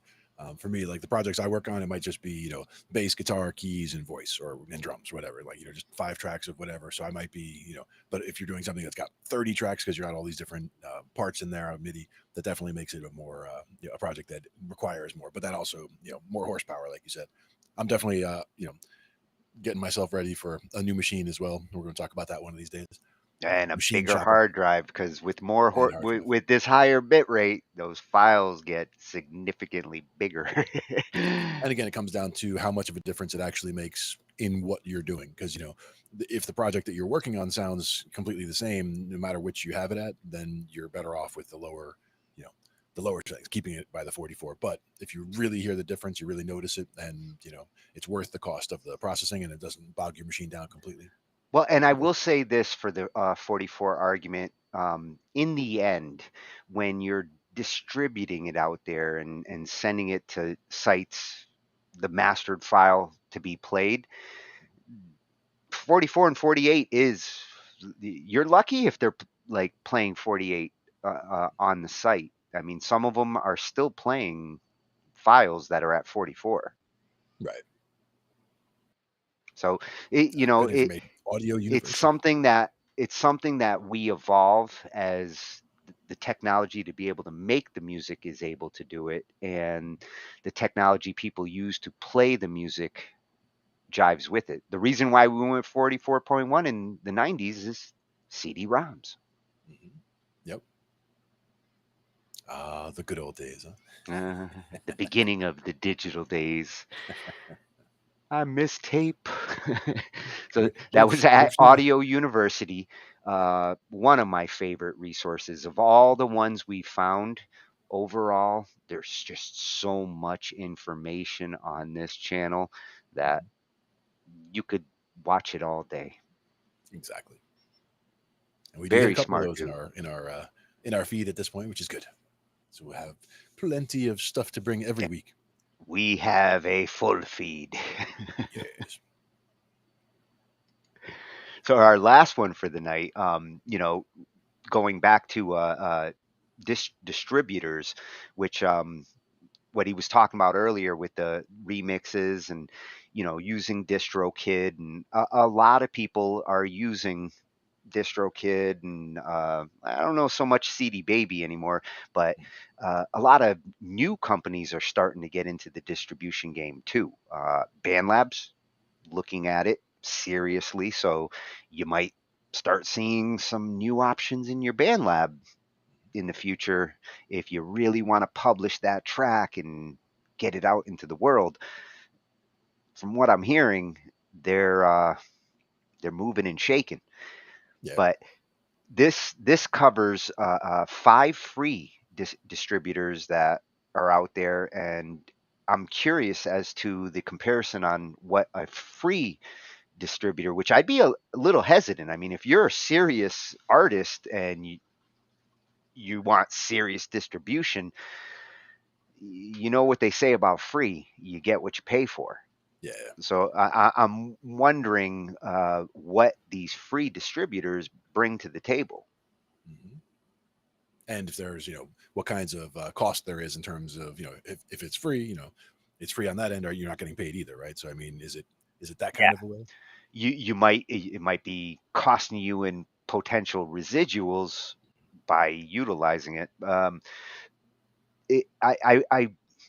can't help but wonder what the business model would be for a free distributor, other than like they have paid services that they're hoping you'll upgrade to. A lot of times the free account is the teaser, and you go for the pro account because you want the features. Again, BandLab, now they are starting to add higher level features if you get boosted. So the first hit's free. Getting that old gag, huh? Yeah. So this one comes from Charles Klen over on YouTube, which is that's a new one for me. At Charles Klen. Yeah, he's a freshie. At Charles Klen, and wow, he looks like Spider-Man. There you go. Looks like Toby. Yep. So this one's 5 free music distributors that you need to know. Right. Or you should at least know. 5 free music distributors that you can get started with today and get your music on Spotify, Apple Music, TikTok. What are the other ones? YouTube Music, Amazon Music, all the other music streaming services out there for free. Technically free. Notice that each one of them tries to make money from you in some capacity. I'm going to drop discount links to TuneCore and CD Baby in the description anyways. These are just the companies I use to get my music out in the world. So you can go check those out if you want, but you don't have to, because more importantly, we're going to go through these 5 free music distributors right now. Number 1 is called Rootnote, and it's at rootnote.com. You can see it's a very kind of 90s, early 2000s style website here. Music distribution simplified. So start selling your music worldwide today. So it's easy to set up. They go through all the main platforms: Spotify, YouTube Music, Apple Music, Facebook, Deezer, SoundCloud, and then you can view like all the stores here. Maybe they don't have your store, so make sure you do see where they distribute first, and then you'll see. So why is Rootnote free? Well, it totally is free. However, they're going to charge you, you will receive 85% of the revenue you collect. So there's no upfront or hidden costs, and so they're going to take 15% of your revenue. These free services are great for independent musicians if you're just testing out the market and you want to see what it's like to get your music out there. You're keeping the rights you have to the actual recording, like 100% of the rights, but they're taking a cut of the streaming royalties. So rest assured that you still own like the copyright of your songs, but you're giving 15% of the royalties to them. And you can always take the song down too and put it to another music distributor. If you know, like, I'm going to get 100 million streams, well, maybe you shouldn't think of going with them, because that's a lot of streams, and 15% of that is significant. So Rootnote covers 90% of the music market, so pretty much everyone, and they're also going to try to upsell you on their paid plan, where then you can get 100% of your royalties, but you're charging that fee up front. So a lot of these distributors are pretty much like the DistroKid and TuneCores anyways, but they're still offering that free plan, which is smart from a business perspective because they're getting that free audience. The second free music distributor is called Amuse. Amuse is pretty cool. They're taking a real different approach to a lot of these other music distributors. They're offering a free plan, free music distribution, and they're giving you 100% of your royalties. So that's like, wow, that's totally sweet, right? Everything I ever wanted.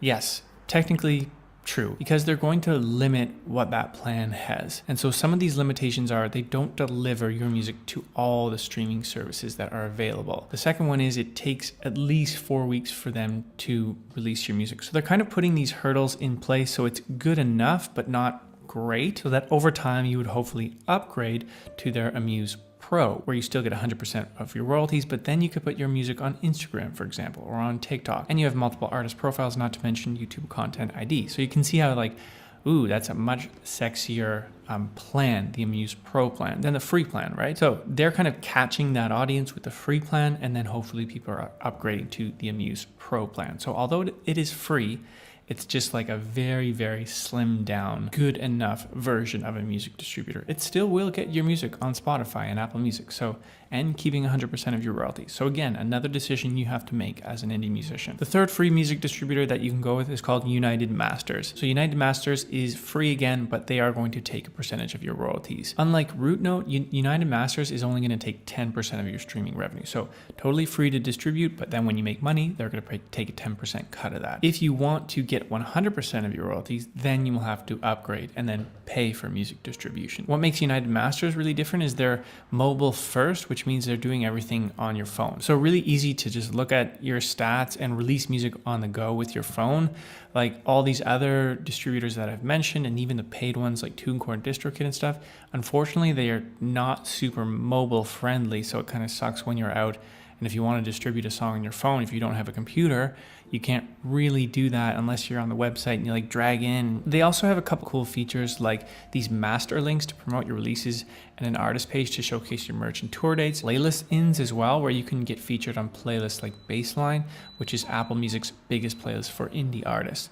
So that's really cool as well. I'm not really sure how difficult it actually is to get on this playlist through United Masters. It's a cool feature they add, because playlists are so important these days. They offer free artist websites, so you can create your own fully customizable artist website for free, add in releases, merch, tour, and dates. Number 4 is Sounddrop. Sounddrop is great if you're a cover musician or you're an indie musician, but you cover a lot of songs. So like Root Note and United Masters, it's free to distribute on Sounddrop, but they are going to take 15% of your streaming revenue. So another decision you're going to have to make. They also offer automatic revenue splitting with your co-writers. They make sure your music gets on Facebook and Instagram. And also you can use this tool called show.co for free with Sounddrop. And show.co can get you like landing pages, like Spotify pre-saves, specifically when your music hasn't released yet. You can share like a website landing page where people can sign up and pre-save your song. The 5th free music distributor would be Indify. So here I am, indify.net, and you can see again there's an Indify Pro, right? They're going to try to get you to upgrade that eventually if you see this on any website. So it's kind of like the Amuse free plan, where they're giving you just enough of what you need, only to 4 stores. So that's already a limiting factor, but not that bad considering the majority of people will listen to music mostly on these 4 stores as well. And then you can have a customer release date, which is cool because DistroKid doesn't even offer this on their first tier plan. So with Indify, you're going to give up 15% of your royalties here. And I'm just on distribution and monetization here. You can see that obviously you keep your rights, or not obviously, but that's a really great thing that you can keep your rights, because you never want to give away your rights to your music. That's when it can get really sticky. Only give away streaming royalties, even only if you want to. Never give away your rights. So you retain 85% of your royalties, and you get support. You have an opportunity to be promoted by them. I don't really know if that actually does much. A lot of these distributors say that, but it never really happens. Even TuneCore and DistroKid say that. I've never been featured on a playlist. Not trying to be pessimistic here. It's just kind of like an added flavor that they add that should be taken with a grain of salt when you see this kind of stuff. You really have to think, do you want to get your music distributed for free and give away some royalties, or do you want to pay for your music release and keep 100% of those royalties? So that's the first question you really need to ask yourself. If you kind of want help with these questions, you want to know how to get more streams, you want to know more about music marketing and music production and creating music, I'm an indie musician doing all this stuff like what I was saying, and I'm just kind of sharing this information along the way and what I'm learning. So consider subscribing to the channel, and I hope to see you in the next video. Oh, another great new find for us. Absolutely. And a great topic. You got to fight. You got to fight for your rights to party. That's right. It also, I mean, if it is only, only 15% that they're taking for a lot of those different ones, that seems to be pretty standard, just throwing some covers together, like especially the one that was cover friendly there, throwing some covers together and trying that out, could be interesting. Yeah. We were both kind of right there. Like some of them were taking a cut, which no big surprise. they gotta do something.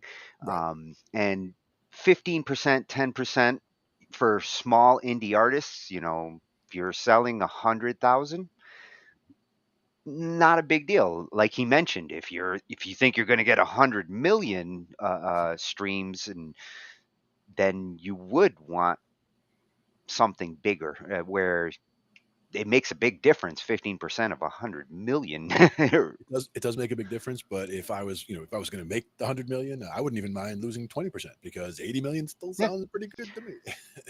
Well, and these are good starting points. Like he mentioned, you know, you can always take it down and move it if should you Situation grow. changes. Yeah. But in the beginning, you know, that Yeah, and could there be was a way of, you know, getting some money while you grow. Exactly. yeah, there was a few. I was familiar with 2 or 3 of them, but there was a couple of new ones that I wasn't aware of. Exactly. And that's why we bring them If together. if any of you out there have used or try these services, let us know. Let Give us us a know review, your yeah. results. Absolutely. Or even with you know, DistroKid and your experiences with some of the paid ones. This is something I'm very curious about. Absolutely. And It's hard to try all these distribution services as one man. yeah. And that's the other thing is we could put together, you know, this cover song, that cover song, you know, try, you know, again, it doesn't have to all be covers, but just to test the waters, you know, throw something out there, and that way you're not losing anything that's, you know, close to your heart, personal material. Yeah, You could no, always I definitely have some stuff that would fit that category. exactly. But here But we are on the end of another talking. that was highly educational. I mean, all over the place. Those are different ways you can improve your music, whether it's with the instrument, whether it's the songwriting, and then once you have made that improved new tune, getting it out there. Yeah, covered it all. Yeah, a couple of cheap upgrades for an acoustic guitar. A couple things about the ZED Clef and writing for strings. That's good information, even just for arranging things in general, whether it's strings or otherwise. Oh, I'm going to be running and scoring something like in the next 24 hours. That one got me thinking. That's the main thing. That's the keys, right? That's the keys from the first video. The keys to get you off your butt to start doing something. Like the whole writing 2 crappy pages a day. Right, 2 crappy chord progressions a day. Start with that. Well, that was fun. Awesome to have you back, Glenn. Yeah, awesome to be back. And, you know, good to see everybody. Glad everybody was out in the chat there and checking it all out. Get some more gifts in the chat. We'll see about that. Yeah, and if any of you guys have any ideas on a theme, want to see, let us know. Yeah. And we'll catch you guys next time on Talking IT with Glenn and Tony. Later. Night.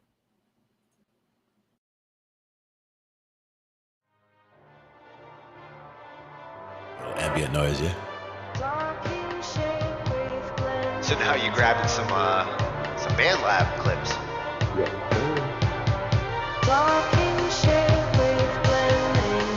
Now for me, that would also be something where I would use like volume automation and like bring that from the bottom, like bring it in and then bring it back out. And these are the kinds of sounds you can stretch.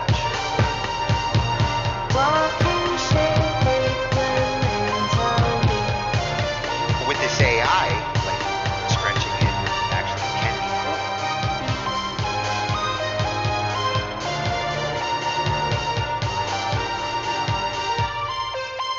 Oh, that was perfect for the interlude too. Ends it right in the right I spot. didn't even notice 40.